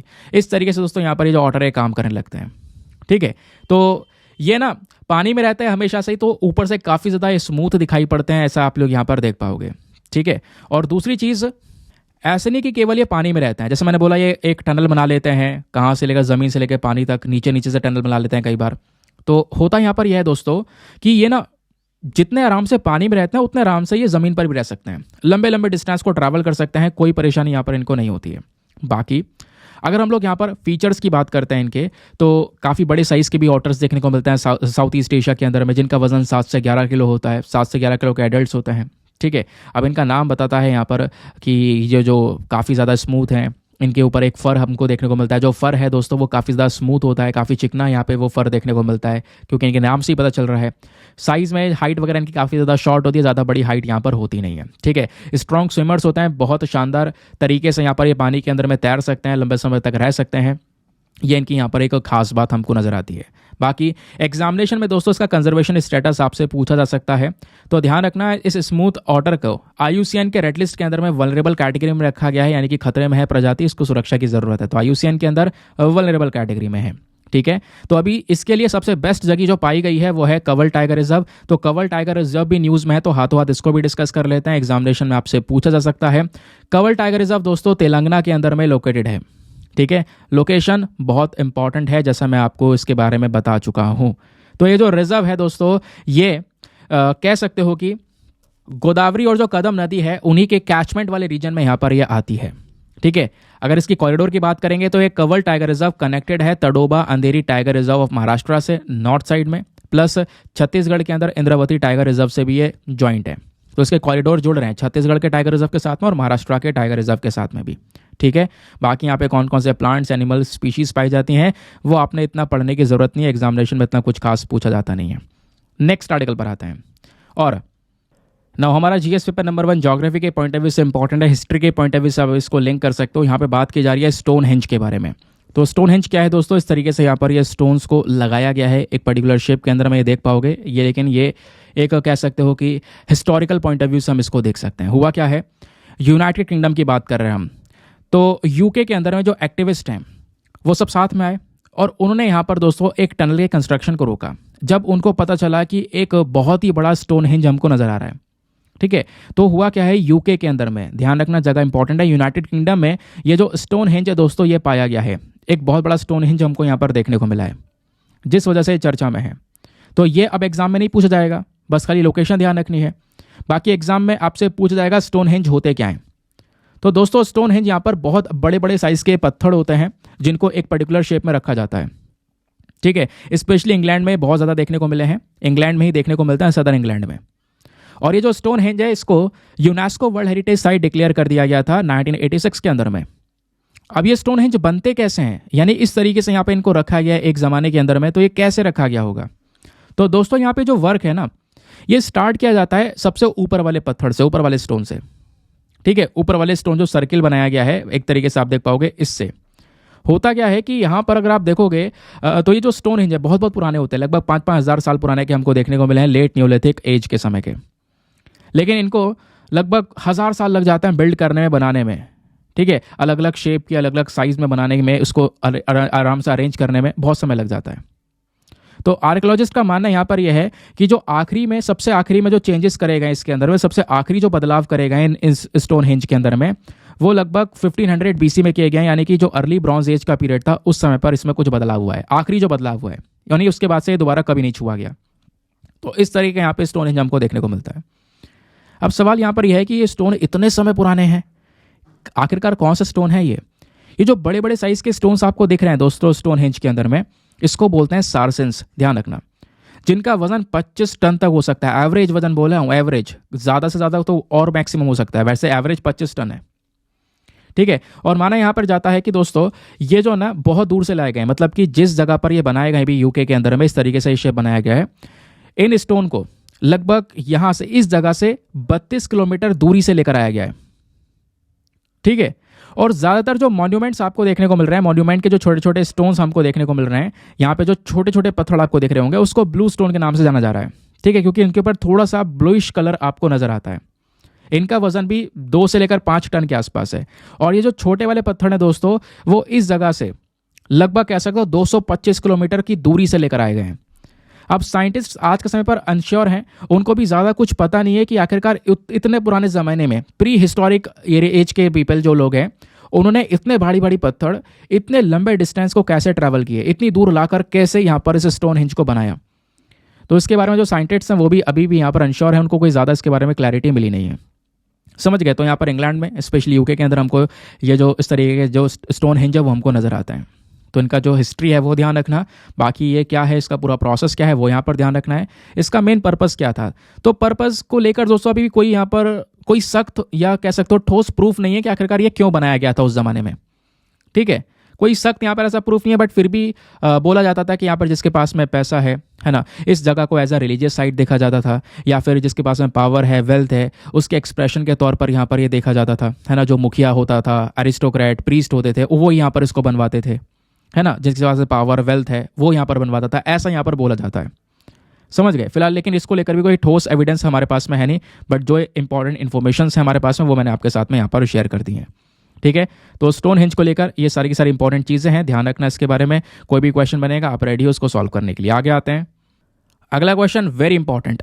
इसको अब अगेन आप लोग जीएस पेपर नंबर 3 एनवायरमेंट के साथ में लिंक कर सकते हो। तो दोस्तों बात की जा रही है सिनेरस वल्चर के बारे में। तो ये जो गिद्ध आपको दिख रहा है ये बहुत बड़े साइज का होता है, इसका नाम है सिनेरस वल्चर। बहुत इंपॉर्टेंट टॉपिक है, यूपीएससी यहाँ से सवाल पूछ चुका है, सवाल कैसा था वो भी आगे बताऊंगा। तो हाल ही में जो सिनेरस वल्चर है जिसका साइंटिफिक नेम है एजिपियस मोनेकस, तो ये बहुत बड़ी साइज़ की स्पीशी मानी जाती है दुनिया में इन गिद्धों में, क्योंकि गिद्ध की बहुत सारी प्रजातियाँ होती हैं। इनमें से सबसे बड़ी प्रजाति ये हमको देखने को मिलती है। वैसे और भी बड़ी बड़ी प्रजातियाँ, उनमें से एक कैटेगरी ये भी है। तो अभी ये वाला जो एक गिद्ध है दोस्तों, ये Asola Bhatti wildlife century में देखने को मिला है, इस वजह से यहाँ पर ये न्यूज़ में आ चुका है। तो सिनेरस वल्चर की जब बात करते हैं तो इसको हम लोग यूरेशियन ब्लैक वल्चर या मॉन्क वल्चर के नाम से भी जानते हैं। ये हमारे दुनिया में सबसे भारी वल्चर की कैटेगरी में रखा गया है। ठीक है, और जो हमारी सबसे पुराने वाली जो गिद्ध की प्रजातियां हैं उन प्रजातियों में से दोस्तों ये प्रजाति देखने को मिलती है। और जो ये सिनेरस वल्चर है ये एक ऑल्टीट्यूडनल माइग्रेंट कहलाता है। वेरी वेरी इंपॉर्टेंट, ऐसी चीज़ें कई बार पूछी जाती हैं। तो ऑल्टीट्यूडनल माइग्रेंट का मतलब यहाँ पर यह है कि इसका मतलब ये जो गिद्ध होता है दोस्तों ये माइग्रेट करता है, यानी कि ऊपरी जगह से नीचे की साइड में यहाँ पर ये माइग्रेट करता हुआ नजर आता है। हायर ऑल्टीट्यूड से लोअर ऑल्टीट्यूड पर यहाँ पर ये आता है, चलता है, माइग्रेट करता है। समझ गए। तो इसकी वजह से यहाँ पर इसको ऑल्टीट्यूडनल माइग्रेंट के नाम से भी जानते हैं। इसके हैबिटेट की बात करेंगे तो इसको ज़्यादातर जो पहाड़ी एरिया है वो ज़्यादा पसंद है, हिल्स वगैरह यहाँ पर ज़्यादा पसंद आपको देखने को मिल जाते हैं। ठीक है, डिस्ट्रीब्यूशन की बात करेंगे तो ये जो सिनेरस वल्चर है ये एक यूरेशियन स्पीशी है, क्योंकि इसका नाम आपने देखा होगा, इसको हम लोग इंग्लिश में यूरेशियन ब्लैक वल्चर के नाम से भी जानते हैं। यूरेशियन का मतलब यह है कि यूरोप और एशिया दोनों जगह पर पाया जाता है। तो ये वल्चर ज़्यादातर स्पेन है, Portugal, South France, Central Asia, northern India, northern Manchuria, Mongolia और कोरिया, इन सभी जगह पर यहाँ पर ये नजर आते हैं। बाकी इनका conservation status very very important, ये पूछा जाएगा आपसे। तो सिनेरस वल्चर को आईयूसीएन के अंदर में नियर थ्रेटेंड कैटेगरी में कवर किया गया है दोस्तों, इस बात को ध्यान रखना, यानी खतरे के जस्ट पास में ही है। बाकी वाइल्ड लाइफ प्रोटेक्शन एक्ट 1972 के अंदर में शेड्यूल 4 में रखा गया है। अगेन इसकी जो शिकार वगैरह है वो यहाँ पर अलाउ नहीं है, उसके ऊपर यहाँ पर दोस्तों पेनल्टीज़ वगैरह लगाई गई हैं। तो आप इसको ऐसे मार नहीं सकते हो। ठीक है, क्योंकि इनकी प्रजाति ऑलरेडी बहुत कम हो चुकी है, पॉपुलेशन कम हो रही है। तो आईयूसीएन में नियर थ्रेटेंड कैटेगरी में इसको रखा गया है। वैसे अगर हम देखते हैं दोस्तों तो हमारे भारत में भी वल्चर पाए जाते हैं, दुनिया भर में ही पाए जाते हैं। तो दुनिया भर में तो कई सारी स्पीशीज़ पाई जाती हैं, लेकिन इंडिया में जो पाई जाती हैं वो केवल और केवल 9 प्रजातियां पाई जाती हैं इन गिद्धों की। और वो 9 प्रजातियां कौन कौन सी है, पूरी लिस्ट आपको दे दी गई हैं, आप इस पीडीएफ से डाउनलोड कर लेना।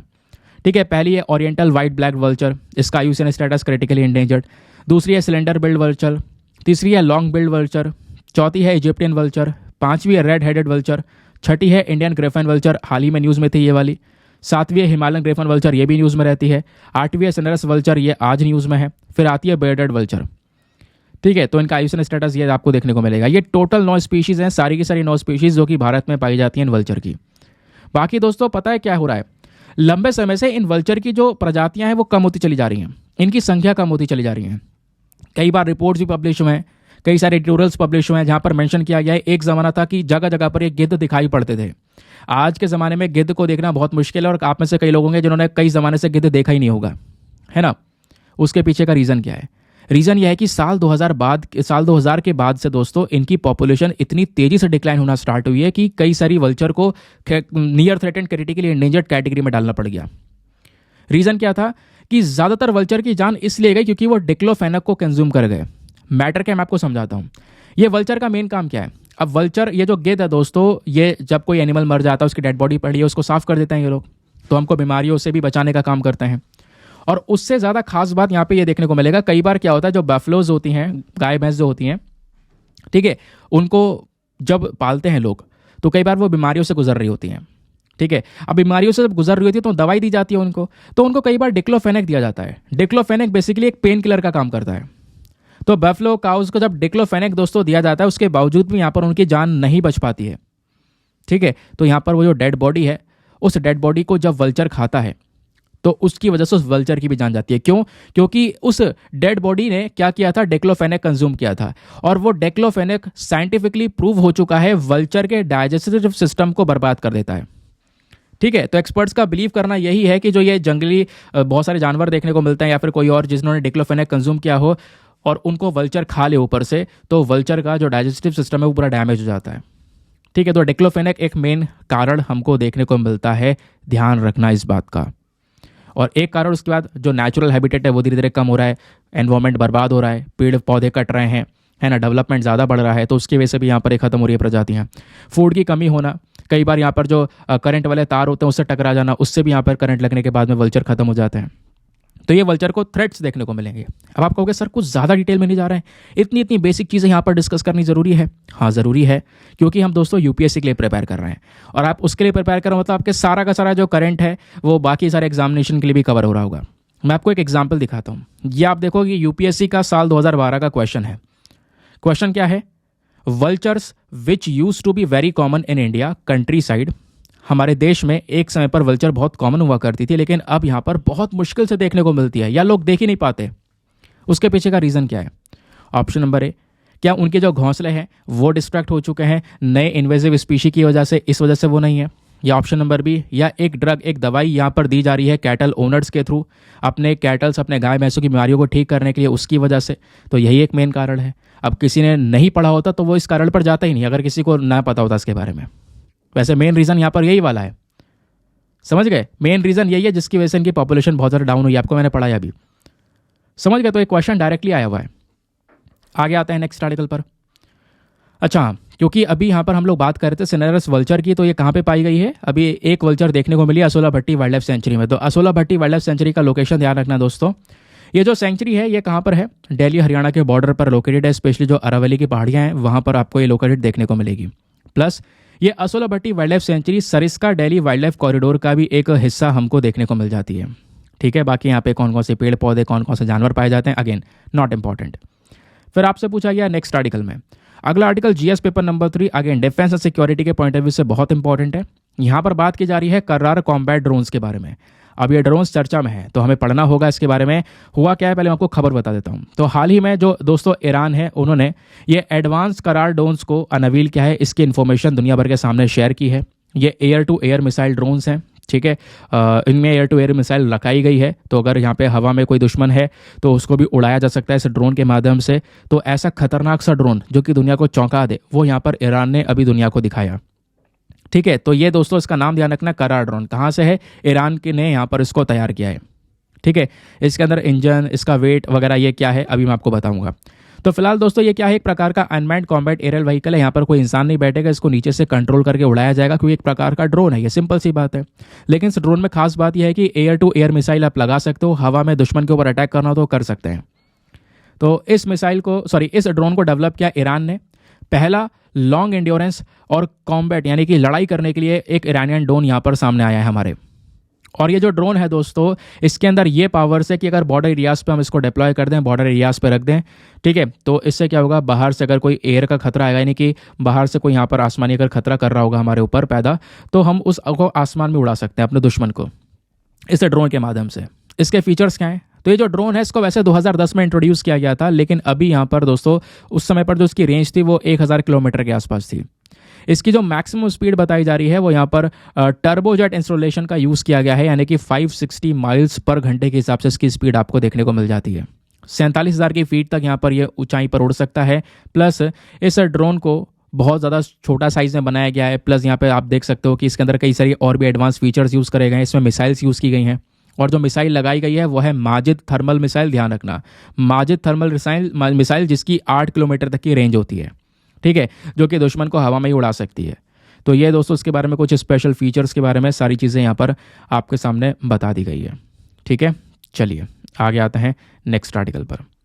अगले आर्टिकल में एक और एनिमल चर्चा में, आज एनवायरमेंट के भी बहुत सारे आर्टिकल न्यूज़ में हैं। यहाँ पे बात की जा रही है साइगा एंटीलोप के बारे में। एंटीलोप क्या दोस्तों हिरण की तरह दिखाई पड़ता है, लेकिन ये थोड़ा सा बिल्कुल अलग ही है। और इसका न्यूज़ में होने का पीछे का जो रीज़न है वो बहुत ठोस है, एग्जाम के लिए बहुत ठोस रीज़न है दोस्तों, जो कि डायरेक्टली पूछा जा सकता है। रीज़न क्या है मैं आपको ये बताता हूँ। कारण यह है कि जो ये साइगा एंटीलोप की स्पीशी है दोस्तों, इसकी जो कैटेगरी है, ठीक है, ये ना आईयूसीएन के अंदर में क्रिटिकली एंडेंजर्ड कैटेगरी में थी, यानी कि इसकी प्रजाति बहुत ज़्यादा खतरे में थी। लेकिन आईयूसीएन ने इसकी लिस्ट चेंज कर दी है, इस स्पीशी की कैटेगरी को चेंज कर दिया है, क्रिटिकली एंडेंजर्ड से उठाकर इसको नियर थ्रेटेंड कैटेगरी में डाल दिया है। बोला कि इसकी पॉपुलेशन थोड़ी बहुत है आज के समय पर, तो इसलिए हम इसको चेंज कर रहे हैं। तो क्रिटिकली एंडेंजर्ड लिस्ट से हटाकर इसको नियर थ्रेटेंड कैटेगरी में डाला गया, इस वजह से ये न्यूज़ में है साइगा एंटीलोप।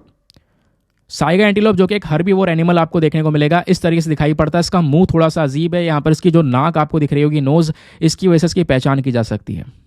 ठीक है, अब यहाँ पे बात करते हैं इसकी अपीयरेंस की। तो ये जो एंटीलोप है, इसका अपीयरेंस जैसे मैंने बोला थोड़ा सा अलग दिखाई देगा। इसकी जो नाक है बहुत ज़्यादा ओवर साइज है, बहुत बड़ी साइज की नाक है। फ्लैक्सीबल नोज हमको ये देखने को मिलती है, ठीक है, जो कि एक फिल्टर की तरह भी काम करती है। इनकी नोज जो है, बड़ी बड़ी जो नाक इनकी देखने को मिलती है, वो यहाँ पर जो बाकी सारा डस्ट होता है इसको फिल्टर आउट कर देती है। ये इनकी कैपेबिलिटीज़ हैं। हैबिटेट की बात करेंगे तो ये वाला जो दोस्तों एंटीलोप है, ये कहाँ पे पाया जाता है? ड्राई ग्रासलैंड एरियाज़ में पाया जाता है, जो सेमी एरिड डेजर्ट्स हैं, ठीक है, जो थोड़े बहुत यहाँ पे रेगिस्तान वाला रीजन है, वहाँ पर भी ये देखने को मिलता है। ये जो एंटीलोप हैं, ये एक समय पर यूरेशिया के अंदर भी पाए जाते थे, बट धीरे धीरे अगर आप देखोगे तो हंगरी यूरोप के अंदर में है ना, उसके अलावा एशिया के अंदर मंचूरिया, ये जो जगह है यहाँ पर देखने को मिले। और आज के समय पर, क्योंकि यूरोप वगैरह से तो तेज़ी से ख़त्म होते चले गए, और आज के समय पर जब ये पाए जाते हैं, वो इनकी पॉपुलेशन कजाकिस्तान में, मंगोलिया में, रशियन फेडरेशन में और उज़्बेकिस्तान में, ये सारी जगहें दोस्तों, वहाँ पर ये वाले जो एंटीलोप्स हैं, साइगा एंटीलोप, वो देखने को मिलते हैं। और साइगा एंटीलोप की भी दो इनकी सब प्रजातियाँ होती हैं। एक होती है साइगा टाटिरिका, ठीक है, ये ज़्यादातर कह सकते हो कि मंगोलिया वाला जो रीजन है वहाँ पर पाई जाती है। फिर एक और होता है साइगा टाटारिका मंगोलिका, साइगा टाटारिका और साइगा टाटारिका मंगोलिका, ये दो अलग अलग रीजन है दोस्तों। ये दोनों स्पीशी अलग अलग हैं, ठीक है, इनके नाम अलग अलग हैं। मंगोलिका जो है मेनली मंगोलिया में पाई जाती है, और बाकी जो साइगा टाटारिका है काफ़ी सारे और भी रेंजेस पे देखने को मिलती है। तो इसकी दो प्रजातियां होती हैं। ये सब प्रजातियां डिस्कस कर ली। बाकी इसके कंजर्वेशन स्टेटस की बात करेंगे तो आईयूसीएन, अब आईयूसीएन जो है इसका नियर थ्रेटेंड कैटेगरी है, ध्यान रखना, क्योंकि पहले ये क्रिटिकल एंडेंजर्ड कैटेगरी में थी, नाउ अब क्रिटिकल एंडेंजर्ड वाली लिस्ट से निकालकर इसको नियर थ्रेटेंड कैटेगरी में डाल दिया गया है। साइट्स के अंदर इसको अपेंडिक्स 2 में रखा गया है, यानी कि इसके प्रति जो व्यापार वगैरह है दोस्तों, उसके ऊपर कई सारी रोक टोक लगा रखी है। आप इलीगल तरीके से इसका जो व्यापार है वो नहीं कर सकते, उसके व्यापार के ऊपर कई सारे प्रकार के जो रिस्ट्रिक्शंस है वो लगाए गए। जब बात करते हैं थ्रेट की, तो कई बार इसका शिकार किया जाता है, जिसके चक्कर में यहाँ पर इनकी पॉपुलेशन कम हो रही है, ठीक है। तो जब बात करते हैं हम लोग यहाँ पे दोस्तों आईयूसीएन के रेड लिस्ट की, तो ये आप देख पाओगे, एक होता है लीस्ट कंसर्न, एक होता है नियर थ्रेटेंड। नियर थ्रेटेंड का मतलब यहाँ पर यह है कि खतरे के पास में ही है ये, आने वाले समय पर अगर इसकी पॉपुलेशन ना थमी तो और खतरे में ये जा सकती है, समझ गए, ठीक है। पहले क्रिटिकली एंडेंजर्ड में था, क्रिटिकली एंडेंजर्ड मतलब बहुत ही ज़्यादा खतरे में यहाँ पर ये प्रजाति हमको नजर आती थी, बहुत ही ज़्यादा खतरा फेस कर रही थी, खत्म होने का इसका डर था। लेकिन इसकी पॉपुलेशन थोड़ी बड़ी है, जिस चक्कर में इसको नियर थ्रेटेंड कैटेगरी के अंदर में अपडेट कर दिया गया। चलिए आगे आते हैं नेक्स्ट आर्टिकल पर। नाउ दोस्तों फाइनली आता है हमारा आज का एडिटोरियल डिस्कशन। मैंने बोला था वीडियो थोड़ा लंबा हो जाएगा, लेकिन यार इससे घबराना मत, वीडियो का इंपॉर्टेंस देखना ज़रूरी है, हर एक चीज़ कवर हो रही है या नहीं कवर हो रही है वो भी देखना ज़रूरी है, ठीक है। तो हमारा एडिटोरियल, हम द हिंदू का एडिटोरियल लेंगे, एक बहुत ज़्यादा इंपॉर्टेंट आर्टिकल है जो कि बात करता है ह्यूमन ट्रैफिकिंग के बारे में। मानव की तस्करी हो रही है और उनको मतलब तस्करी की जा रही है अलग अलग चीज़ों की वजह से, किडनैप किया जा रहा है ना, उनसे अलग अलग फोर्स लेबर करवाया जा रहा है, सेक्सुअल एक्सप्लॉयटेशन के लिए यहाँ पर उनको अरेस्ट किया जा रहा है, उनको किडनैप किया जा रहा है। तो दोस्तों यहाँ पर जब मानव की तस्करी हो रही है, उनको इधर उधर पहुँचाया जा रहा है, तो उनसे साइबर क्राइम्स भी करवाए जा रहे हैं, अपराध करवाए जा रहे हैं। तो उसको लेकर यहाँ पर यह द हिंदू आर्टिकल पब्लिश हुआ है, जहाँ पे एडिटोरियल के अंदर में इस प्रकार के केसेस को बहुत गौर से समझाया गया है। इसके लिए क्या क्या ऑपरेशन सरकार चला रही है वो भी यहाँ पर समझाए गए। तो एक एक करके सारे एस्पेक्ट्स को डिस्कस करेंगे, प्लीज़ आप लोग फोकस रखना, बहुत ज़्यादा मज़ा आने वाला है। और मज़ा क्या, सबसे ज़्यादा इंपॉर्टेंट यह है, यूपीएससी ने यहाँ से भी मेंस में एक सवाल पूछा हुआ है, यहाँ से भी, तो आप वीडियो का इंपॉर्टेंस समझ रहे होंगे। तो पहले हम समझ लेते हैं आखिरकार ह्यूमन ट्रैफिकिंग का मतलब एग्जैक्टली होता क्या है। हुआ क्या, जो ऑपरेशन स्टॉर्म मेकर 2 है, ये स्टार्ट किया गया इंटरपोल की साइड से। इंटरपोल ये इंटरनेशनल पुलिस है जो कि आपस में एक दूसरे के साथ में कनेक्टेड है। तो हुआ क्या, इन्होंने एक ऑपरेशन स्टार्ट किया जिसके तहत जो बड़ी बड़ी फ्रॉड स्कीम चलाई जा रही हैं, है ना, ह्यूमन ट्रैफिकिंग के केसेस हैं, उनको यहाँ पर इन्होंने एनालाइज करने का काम किया, उन नेटवर्क के बारे में पता लगाया, ठीक है। तो पहले हम लोग ये जान लेते हैं दोस्तों। अच्छा एक सेकंड रुक जाओ यार, पहले यहाँ पर ये ऑपरेशन स्टॉर्म मेकर 2 क्या था इसको समझ लेते हैं। अभी क्या हुआ, जब ये ऑपरेशन चलाया गया तो इस ऑपरेशन के दौरान लगभग 281 जो लोग हैं अलग अलग देशों से, उनको पकड़ा गया। ये वो लोग थे जो कि इस मानव तस्करी में कहीं ना कहीं इन्वॉल्व थे, नकली पासपोर्ट बनाने में इन्वॉल्व थे, करप्शन कर रहे थे, टेलीकम्युनिकेशन फ्रॉड्स कर रहे थे, सेक्सुअल एक्सप्लॉयटेशन में वो इन्वॉल्व थे। उन सबको अरेस्ट किया गया और लगभग 149 जो ह्यूमन ट्रैफिकिंग विक्टिम्स हैं, मानव तस्करी का जो यहाँ पर शिकार बने थे, जो इधर उधर पहुंचाए गए लोग, इनके ऊपर अत्याचार हुआ, इतने 149 लोगों को बचाया गया, रेस्क्यू किया गया। और अभी कई सारे इन्वेस्टिगेशंस चल रही हैं इस ऑपरेशन स्टॉर्म मेकर्स 2 के दौरान। और यहीं पर दोस्तों तेलंगाना केस का जिक्र भी किया गया है। इंटरपोल के अकॉर्डिंग बताया जा रहा है तेलंगाना सरकार की जो पुलिस है, तेलंगाना पुलिस है जो स्पेशली, इन्होंने यहाँ पर सबसे पहला केस जो है इंडिया के अंदर में रजिस्टर किया था ह्यूमन ट्रैफिकिंग का, जहाँ पर ज़बरदस्ती जो विक्टिम्स हैं है ना, जो पीड़ित हैं, उनसे साइबर फ्रॉड करवाया जा रहा है ना, उनको मारपीट से उनसे भी अपराध करवाए जा रहे हैं। ठीक है, ऐसा यहाँ पर बोला जा रहा है। एक अकाउंटेंट को यहाँ पर बहला फुसला के जगह दूसरी जगह पर ले जाया गया और उससे यहाँ पे जो फ्रॉडलेंट स्कीम्स है वो यहाँ पर करवाई गई। समझ गए? तो कहीं ना कहीं दोस्तों ऐसे केसेस नजर आ रहे हैं। तो कई बार ज़बरदस्ती लोगों को, जो होशियार लोग हैं, उनको भी पकड़ के ले जाया जा रहा है, उनकी तस्करी की जा रही है और उनसे फ्रॉड करवाए जा रहे हैं बड़े बड़े। तो ऐसे केसेस का भांडा फोड़ने के लिए, लोगों को पकड़ने के लिए ऑपरेशन स्टॉर्म मेकर स्टार्ट किया गया। और ये जो स्टॉर्म मेकर स्टार्ट किया गया है ये इंटरपोल की साइड से किया गया है। तो ये इंटरपोल क्या है? यह है इंटरपोल का फुल फॉर्म है इंटरनेशनल क्रिमिनल पुलिस ऑर्गेनाइजेशन। ये इसको हम ICPO के नाम से भी जानते हैं, दुनिया की सबसे बड़ी इंटरनेशनल पुलिस ऑर्गेनाइजेशन। ठीक है, एक ऐसा संगठन यहाँ पर देखने को मिलता है जहाँ पर दुनिया भर की जो पुलिस है दोस्तों वो एक दूसरे की सपोर्ट करती है, साथ में मिलकर काम करते हैं। और इस इंटरपोल के अंदर में टोटल 196 मेंबर कंट्रीज आपको देखने को मिल जाती हैं। इंडिया इसका बहुत पुराना मेंबर है इंटरपोल का। भारत ने इस ऑर्गेनाइजेशन को ऑलरेडी 1949 में ही ज्वाइन कर लिया था। ठीक है, हम यहाँ पर इस नेटवर्क का यूज़ करते हैं ताकि अलग अलग जगह से, मतलब अलग अलग जगह की 2 देशों की पुलिस है वो मिलकर काम करे और इस प्रकार के जो फ्रॉड्स हैं, इस प्रकार के जो नेटवर्क्स हैं, इनको यहाँ पर रोका जा सके। इसलिए इंटरपोल काम करता है। नाउ इन्होंने ऑपरेशन चलाया, ये सब कुछ हमने समझ लिया। अब दोस्तों बात यहाँ पर यह है कि भारत के अंदर आखिरकार ये जो ह्यूमन ट्रैफिकिंग है, मानव की तस्करी है, इसकी स्थिति कहाँ पर रुकती है। अब यहाँ पे हम पहले ये समझते हैं कि आखिरकार ह्यूमन ट्रैफिकिंग का मतलब क्या होता है। इसको डिफाइन करने के लिए आपसे पूछा जा सकता है। ह्यूमन ट्रैफिकिंग का मतलब होता है इलीगल तरीके से लोगों का व्यापार करना या इलीगल ट्रेड करना हर एक चीज़ का। जैसे देखो, इलीगल कई बार क्या होता है ना, ड्रग्स की तस्करी होती है इलीगल तरीके से। कई बार लोगों का भी यहाँ पर इस तरीके से व्यापार होता है, छिप छिपा के ज़बरदस्ती बहला फुसला के उनको इधर से उधर भेज दिया जाता है, उनसे फिर ज़बरदस्ती लेबर करवाई जाती है, ज़बरदस्ती मजदूरी का काम करवाया जाता है, उनके साथ में सेक्सुअल एक्सप्लॉयटेशन होता है। ठीक है, और यहाँ पे दोस्तों क्या होता है ना, बहुत सारे जो बड़े बड़े कह सकते हो कि लोग हैं वो इस तरीके से लोगों को एक्सप्लॉइट कर रहे हैं। बड़े बड़े नेटवर्क्स यहाँ पे आज के समय पर चल रहे हैं। और इसी ह्यूमन ट्रैफिकिंग के अंदर में क्या आता है, रिक्रूटमेंट, ट्रांसपोर्टेशन, ट्रांसफ़र, ये सारा काम करना। अब इंडिया में ह्यूमन ट्रैफिकिंग किस लेवल पर है, तो NCRB that is national crime record bureau की एक रिपोर्ट है। उन्होंने यहाँ पर यह बोला है कि साल 2022 में भारत के अंदर में लगभग 6500 से ज़्यादा ह्यूमन ट्रैफिकिंग के पीड़ित नजर आए हैं। 6500 से ज़्यादा विक्टिम्स थे, जिसमें से 60% से ज़्यादा लड़कियाँ या महिलाएं थीं, वेमेन और गर्ल्स थीं, जिनके साथ में ये अत्याचार हुआ, वो विक्टिम थी इस ह्यूमन ट्रैफिकिंग की। सबसे ज़्यादा महिलाएं और लड़कियां ही देखने को मिली है ह्यूमन ट्रैफिकिंग की विक्टिम्स। सवाल यह है, इस तस्करी को रोकने के लिए क्या हमारे पास में कोई प्रॉपर रूल्स एंड रेगुलेशंस नहीं है, लेकिन उसको इम्प्लीमेंट नहीं कर पा रहे हम। अगर आपसे पूछा जाए भैया क्या क्या रूल्स एंड रेगुलेशन है, तो क्या लिखोगे, तो ये आपके सामने प्रेजेंट किया गया है। हमारा कॉन्स्टिट्यूशन भी दोस्तों इस तस्करी के खिलाफ में खड़ा है, प्लस कई सारे हमारे पास में लीगल प्रोविजंस भी हैं। जब बात करते हैं हम लोग कॉन्स्टिट्यूशन प्रोहिबिशन की, तो जो आर्टिकल नंबर 23 है, ये सीधा सीधा यहाँ पर ह्यूमन ट्रैफिकिंग के ऊपर रोक लगाने की बात करता है। फिर इसी तरीके से हम लोग एक एक्ट लेकर आए जिसका नाम था इमोरल ट्रैफिक प्रिवेंशन एक्ट 1956। अब जो ये वाला कानून है दोस्तों, ये भी एक इंपॉर्टेंट लॉ है जिसका मेन मकसद क्या है, जो भी ट्रैफिकिंग हो रही है, जो तस्करी हो रही है सेक्सुअल एक्सप्लॉयटेशन के लिए, उसको रोका जा सके। फिर एक और कानून है पोक्सो, इसके बारे में आपने कई बार सुना भी होगा, protection of children from sexual offences act 2012। 14 नवंबर 2012 को दोस्तों ये कानून लेकर आया गया। इसको डेडिकेट किया गया था स्पेशली बच्चों को सेक्सुअल एब्यूज से बचाया जा सके, सेक्सुअल हैरेसमेंट से बचाया जा सके, एजॉल्ट से बचाया जा सके। समझ गए? तो ये भी यहाँ पे काम करता है इस ट्रैफिकिंग के खिलाफ। प्लस ऐसे कई सारे और भी छोटे छोटे लॉज हैं हमारे पास में जो कि ट्रैफिकिंग को टैकल करते हैं। For example prohibition of child marriage act 2006, ठीक है, जो ये बाल विवाह को रोकने के लिए जो बात करता है कानून, ये भी ट्रैफिकिंग को रोकने की बात करता है। बॉन्डेड लेबर सिस्टम हो गया, चाइल्ड लेबर एक्ट हो गया, transplantation of human organs act हो गया, प्लस हमारा जो इंडियन पिनल कोड है आईपीसी के सेक्शन 372 373, ये सारे भर भर का लॉज प्रेजेंट है हमारे सामने। जो कि यहाँ पर जैसे आर्टिकल 372 और जो आर्टिकल 373 है ना, ये कौन से केसेस को हैंडल करता है, कई बार यहाँ पे लड़कियों को खरीदा बेचा जाता है प्रोस्टिट्यूशन के लिए, तो उस प्रकार के केसेस को यहाँ पर हैंडल करने का काम करता है। तो ये लॉज हैं हमारे पास में जो ह्यूमन ट्रैफिकिंग को रोक सकते हैं, बट इम्प्लीमेंट सबसे अच्छी चीज़ होती है, बट वो इम्प्लीमेंट हम नहीं कर पा रहे हैं। कई सारे राज्यों के पास में अपने खुद के लॉज हैं। फॉर एग्जांपल पंजाब के पास में भी Punjab prevention of human smuggling act है 2012 का, ठीक है।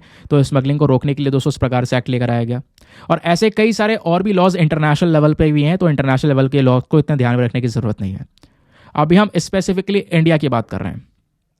अब सवाल सबसे पहला ये उठता है कि आखिरकार भारत में जो ये ह्यूमन ट्रैफिकिंग हुई है, इसके पीछे का मेन कारण क्या होता है और इसका असर लोगों पे क्या पड़ रहा है। जो यहाँ पर पीड़ित हैं, जो ह्यूमन ट्रैफिकिंग का शिकार बन चुके हैं, उनके ऊपर क्या असर देखने को मिल रहा है। तो जब बात करते हैं मेन कारण की, तो पहला कारण है पॉवर्टी एंड इकोनॉमिक डिस्पैरिटीज़।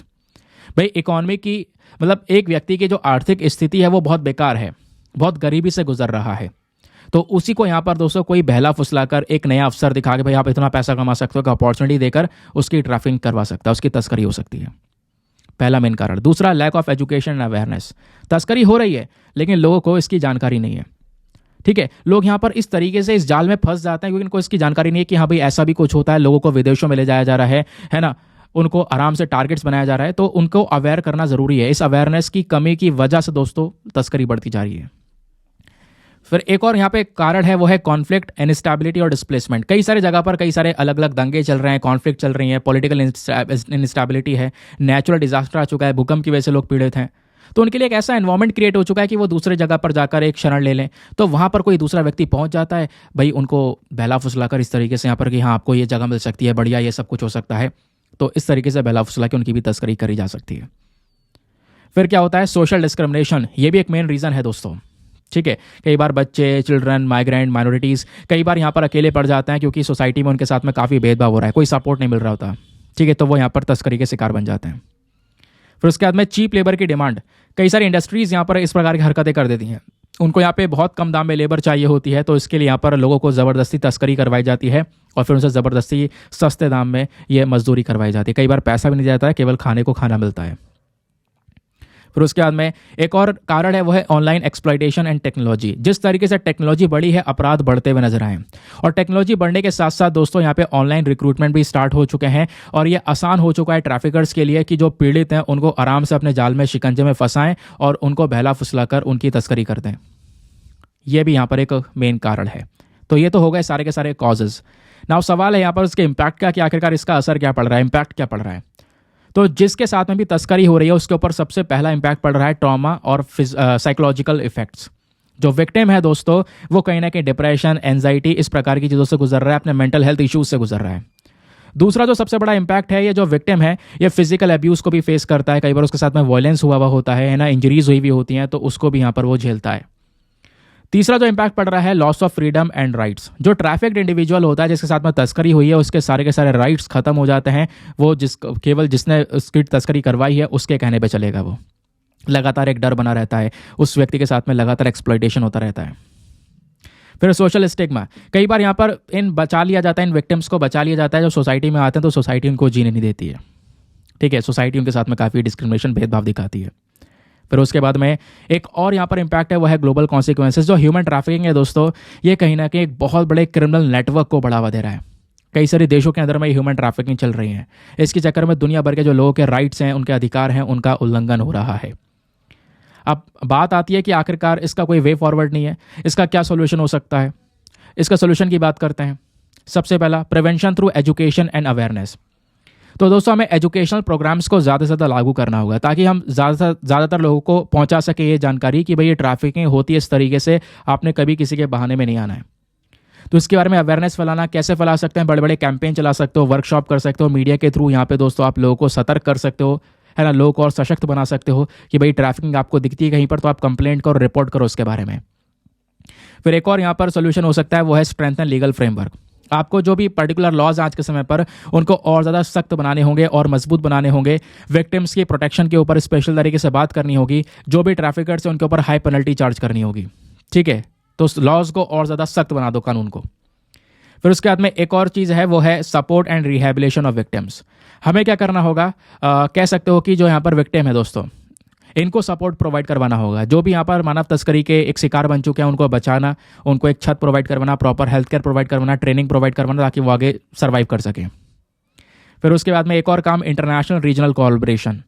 हमें यहाँ पर अलग अलग देशों के साथ में जो कोलैबोरेशन है वो इंप्रूव करने होंगे, ताकि एक दूसरे के साथ में इन्फॉर्मेशन शेयर की जा सके, अलग अलग प्रैक्टिसेस को अपना सकें, जिससे यहाँ पर जो एक दूसरे के देश में जो तस्करी हो रही है इसको कंट्रोल किया जा सके। फिर टैकल रूट कॉज। अब जो मेन कारण है दोस्तों वो क्या है, लोग किसकी वजह से तस्करी की चपेट में आ जा रहे हैं, गरीबी की वजह से, प्रॉपर उनको सपोर्ट नहीं मिल पा रहा है, रोजगार के लिए अवसर नहीं है ना, इकोनॉमिक एम्पावरमेंट नहीं है, इस सब चीज़ों की वजह से, सोसाइटी में डिस्क्रिमिनेशन हो रहा है इन सब चीज़ों की वजह से। तो हमें पहले ये जो मेन जड़ है इनसे लड़ना होगा। ये चीज़ें बढ़ती रहेंगी तो तस्करी होती रहेंगी। तो हमें सोशल डिस्क्रिमिनेशन, ये सब चीज़ें खत्म करनी होंगी, लोगों में इक्वालिटी को लेकर आना होगा। तो ये चीज़ें दोस्तों चीज़ों को इंप्रूव कर सकती हैं। आई होप आपको ये जो पर्टिकुलर एडिटोरियल है वो क्लियर हो चुका है और अच्छे से समझ में आया है, और एक बढ़िया आंसर आप लिख भी सकते हो। पहले मैं आज का आपको मेंस का क्वेश्चन देता हूँ, फिर आपको ये बताऊंगा यूपीएससी ने 2018 में यहीं से इसी टॉपिक से रिलेटेड कैसे क्वेश्चन पूछा था। ठीक है, तो आज का मेंस का क्वेश्चन दोस्तों लिखना है आपको, what do you mean by human trafficking. Human trafficking या मानव जो तस्करी से क्या तात्पर्य है ये बताना है। फिर आपने एक्सप्लेन करना है इसके पीछे के मेन कारण और इसका इम्पैक्ट क्या पड़ रहा है। साथ ही साथ में आपने डिस्कस करना है कि आखिरकार क्या क्या तरीके हो सकते हैं जिससे हम इस पर्टिकुलर मामले से निपट सकें। तो आर्टिकल तो काफ़ी लंबा है, कहोगे ऐसे ही चेप देंगे, नहीं ऐसे नहीं चेपना है, क्योंकि ये जो क्वेश्चन है ये 250 शब्दों में लिखना है। और यही यहाँ पर एक आर्ट होती है मेंस आंसर राइटिंग की। आप मेंस आंसर राइटिंग तभी बढ़िया कर पाओगे जब इतने बड़े आर्टिकल को 250 शब्दों में बदल दो और ऐसा हो कि कोई चीज़ छूटे भी ना। इसी को यहाँ पर दोस्तों आर्ट ऑफ मेंस राइटिंग बोलते हैं। समझ गए? तो ये काम आपने करना है। ये जो कंटेंट आपको प्रोवाइड करवाएगा इसको समझकर अपने वर्ड्स में समेटना है 250 शब्दों में, कि भाई कोई पॉइंट छूटे भी ना और बढ़िया समय लिख भी दूं। ये प्रैक्टिस आपकी डेली हो रही है। एक बार हिंदी में रीड कर देता हूं ताकि हिंदी माध्यम वाले जो एस्पिरेंट हैं वो इसको बढ़िया से समझकर एक बढ़िया सा आंसर लिख सकें। मानव तस्करी से क्या तात्पर्य है, मानव तस्करी के प्रमुख कारणों और प्रभावों को स्पष्ट कीजिए, इससे निपटने के तरीकों पर भी चर्चा करें। 250 शब्दों में आंसर लिखें और आंसर लिखने के बाद में कहाँ पे सबमिट करना है, टेलीग्राम पर जाना, वहाँ पे जाके सर्च बॉक्स में लिखना Deepak Yadav education mains group. जैसे आप फुल फॉर्म लिखोगे मेरा टेलीग्राम चैनल मिलेगा जहाँ पे ऑलरेडी 78,000 से ज़्यादा लोग जुड़ चुके हैं। आप भी जुड़कर अपने आंसर्स को लिखकर सबमिट कर सकते हो। अपने आंसर को लेकर जब आप सबमिट करोगे तो साथ ही साथ में एक छोटा सा काम और करना है, एटलीस्ट सभी लोग को 2-2 आंसर्स रिव्यू करने हैं। जब आप सभी लोग 2-2 आंसर्स को रिव्यू करोगे बहुत सारे फायदे होंगे आपको भी और सामने वाले को भी। आपको कुछ इंपॉर्टेंट पॉइंट्स मिलेंगे जो आप अपने नोट्स में इंक्लूड कर सकते हो। सामने वाले के आंसर में अगर कोई मिस्टेक होती है तो आप उनको बता सकते हो कि यहाँ पर इंप्रूवमेंट की आवश्यकता है। आई होप दोस्तों यहाँ पर ये अच्छे से आपको समझ में आ चुका है और इसी प्रकार से कोऑपरेटिव वे में वो पूरा का पूरा हमारा ग्रुप काम करता है। चलिए अब आगे की बात करते हैं। ये आप देख पाओगे हमारा मेंस का क्वेश्चन है, साल 2018 में ये क्वेश्चन पूछा गया था। हालांकि इसमें थोड़ा सा डिफरेंस देखने को मिलेगा, थोड़ा सा ये अलग है। क्यों अलग है? यहाँ पे बोला जा रहा है कि देखो दुनिया भर में कई सारी कंट्रीज़ के बीच में जो ओपीएम होता है, अफीम होता है, इसका इलीगल तरीके से व्यापार हो रहा है। इससे दुनिया कंट्रीज़ के अंदर में जो इंटरनल सिक्योरिटी है, क्या इसको लेकर क्या चैलेंज क्रिएट हो सकते हैं। प्लस यहाँ पे एक्सप्लेन करना है भैया ड्रग ट्रैफिकिंग जो होती है, प्लस और दूसरी इलीगल एक्टिविटीज़ हो रही हैं जैसे मनी लॉन्ड्रिंग, ह्यूमन ट्रैफिकिंग, यहाँ पे ह्यूमन ट्रैफिकिंग का नाम भी लिया है। ये सब इसका लिंक क्या है ड्रग ट्रैफिकिंग से, ये आपने बताना है। प्लस क्या तरीके हो सकते हैं इसे निपटने के, ये समझाना है। ठीक है, तो 2018 में भी डायरेक्टली ये क्वेश्चन बना था, तो ये अपने ध्यान में रखना है। ठीक है, आगे आते हैं। अब फटाफट हम लोग अपने प्रीलिम्स वाले रैपिड फायर टेस्ट सीरीज के क्वेश्चंस को देख लेते हैं कि आज भैया जो आपने को क्वेश्चन दिए गए हैं आपका टेस्ट में क्या स्कोर आया है। जो भी आपका स्कोर होगा उसको नीचे कमेंट सेक्शन में लिखना है ऑनेस्टी के साथ में। ठीक है, क्वेश्चन नंबर 1, स्टोनहेंज हाल ही में न्यूज़ में देखने को मिलता है। तो स्टोनहेंज जो न्यूज़ में देखने को मिला है ये एक बहुत ही बड़ा स्टोन सर्किल बनाया गया है, एक स्टोन सर्किल मॉन्यूमेंट है। ये कौन से देश में लोकेटेड है? Option number A France, B Cambodia, C United Kingdom या फिर डी पेरू। बताओ उसका सही उत्तर क्या होना चाहिए। बहुत ही सरल क्वेश्चन है ये। दोस्तों अगले प्रश्न में आपसे पूछा गया है स्मूथ कोटेड ऑटर को लेकर 2 स्टेटमेंट्स दिए गए हैं, बताना है कौन सा स्टेटमेंट सही है। पहला, ये जो स्मूथ कोटेड ऑटर है ये केवल और केवल वेस्टर्न घाट्स में पाया जाता है भारत के। दूसरा स्टेटमेंट बोलता है कि दोस्तों यहाँ पर ये जो स्मूथ कोटेड ऑटर है इसको आईयूसीएन के रेड लिस्ट में एंडेंजर्ड कैटेगरी में रखा गया है। तो बताओ दोनों स्टेटमेंट्स में से कौन सा स्टेटमेंट सही है। Option number A 1 only, B 2 only, C दोनों सही है या डी दोनों के दोनों गलत हैं। नेक्स्ट क्वेश्चन आपसे पूछा गया करर कॉम्बैट ड्रोन्स को लेकर। तो करर कॉम्बैट ड्रोन्स हाल ही में न्यूज़ में देखने को मिले हैं, इसको कौन से देश ने डेवलप किया है। Option number A Russia, B Iran, C Turkey या फिर डी चाइना। बताओ इसका सही उत्तर क्या होना चाहिए।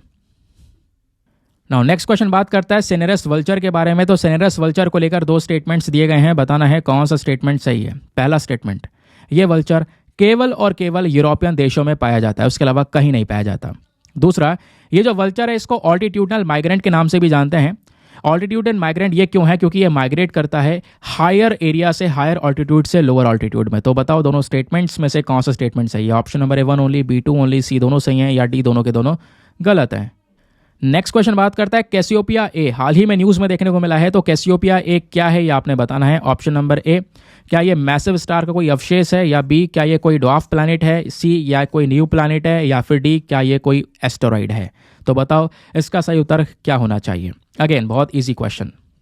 तो दोस्तों ये थे हमारे सारे के सारे क्वेश्चंस। आई होप आप लोगों ने मैक्सिमम क्वेश्चन को बिल्कुल सही सही अटेम्प्ट किया होगा। अब एक एक करके सभी क्वेश्चन के आंसर को हम लोग देखना शुरू करेंगे, ठीक है। आप लोग उसको मैच करना, जो भी आपका स्कोर है उसको नीचे कमेंट सेक्शन में ज़रूर से लिखना। तो यहाँ पे बात की गई थी कैसियोपिया ए के बारे में, ये हाल ही में न्यूज़ में था। क्या है ये? तो ऑप्शन नंबर इसका सही उत्तर है, ये एक प्रकार का बहुत बड़े स्टार का अवशेष है, मैसिव स्टार का रेमिनेंट हमको नजर आता है। फिर आपसे पूछा गया सिनेरस वल्चर के बारे में, बताओ दो स्टेटमेंट्स इनमें से कौन सा सही है। पहला वाला तो सरासर गलत है। क्यों? क्या ये केवल यूरोपियन कंट्रीज में देखने को मिलता है? नहीं दोस्तों, इसलिए हम इसको यूरेशियन ब्लैक वल्चर के नाम से भी जानते हैं, क्योंकि यूरोप और एशिया दोनों जगह पर पाया जाता है, केवल यूरोपियन कंट्रीज में नहीं। तो पहला स्टेटमेंट गलत है। दूसरा वाला सही है, क्योंकि यहाँ पर एक ऑल्टीट्यूडनल माइग्रेंट है जो कि हायर ऑल्टीट्यूड से लोअर ऑल्टीट्यूड पर माइग्रेट करता है। फिर आपसे पूछा गया कलर कॉम्बैट ड्रोन्स के बारे में, हाल ही में न्यूज़ में है, तो इसको कौन से देश ने डेवलप किया है। इसका सही उत्तर है option number B, Iran. Iran के थ्रू इसको डेवलप किया गया। फिर आपसे पूछा गया स्मूथ कोटेड ऑटर को लेकर, बताओ दो स्टेटमेंट्स इनमें से कौन सा सही है। यहाँ पे दोनों के दोनों स्टेटमेंट गलत है। पहला बोलता है ये केवल इंडिया के वेस्टर्न घाट्स में पाया जाता है, ऐसा नहीं है दोस्तों, साउथ ईस्ट वाले रीजन में भी पाया जाता है और इंडिया से ईस्टर्न वाले पोर्शन में ही देखने को मिलता है। तो पहला स्टेटमेंट तो हो गया गलत। दूसरा वाला, स्मूथ कोटेड ऑटर को हमने IUCN के एंडेंजर्ड कैटेगरी में रखा गया है, अगेन गलत है। ये IUCN के एंडेंजर्ड नहीं, वल्नरेबल कैटेगरी में रखा गया है, आपको इसके बारे में पढ़ाया गया था। That is why option number D, neither one nor two is the correct answer. ठीक है, बात क्लियर हो गई। चलिए आगे आते हैं उसके बाद में। फिर नेक्स्ट क्वेश्चन में आपसे पूछा गया था स्टोन हेंज हाल ही में न्यूज़ में है, बताओ ये जो स्टोन सर्कल मॉन्यूमेंट है ये कहाँ पर लोकेटेड है। तो इसका सही उत्तर है option number C, United kingdom UK में ये पर्टिकुलर मॉन्यूमेंट लोकेटेड है। तो दोस्तों ये था हमारा पूरा का पूरा डिस्कशन। बाकी आते हैं, अच्छा एक सेकंड, कोई क्वेश्चन और रह गया क्या यार? एक सेकंड देख लेते हैं। नहीं, और कोई क्वेश्चन नहीं रह गया, स्टोन हेंज के बारे में डिस्कशन हो ही चुका है। बाकी यहाँ पे अगर आप देखोगे, आते हैं अपने प्रीलिम्स वाले क्वेश्चन पर। क्वेश्चन ये था 2020 में पूछा गया था, एक टर्म है WTI वेस्ट टेक्सास इंटरमीडिएट, ये कभी कभी न्यूज़ में देखने को मिलता है। ये किस चीज़ को रेफर करता है? तो दोस्तों ये कच्चे तेल को रेफर करता है। आपको पता ही होगा क्रूड ऑयल के जब हम लोग बात करते हैं, क्रूड ऑयल भी दो प्रकार के होते हैं, एक होता है ब्रेंट क्रूड ऑयल, ठीक है, जो नॉर्थ सी से निकाला जाता है, और दूसरा होता है WTI जिसको बोलते हैं वेस्ट टेक्सास इंटरमीडिएट, ठीक है। तो ये हो गया हमारा A is the correct answer. तो ये था डिस्कशन, आई होप आपको मजा आया होगा, बहुत कुछ जानने को मिला होगा। मिलते हैं आप लोगों से अगले वीडियो में। आज के लिए bye bye, have a nice day, thank you and जय हिंद।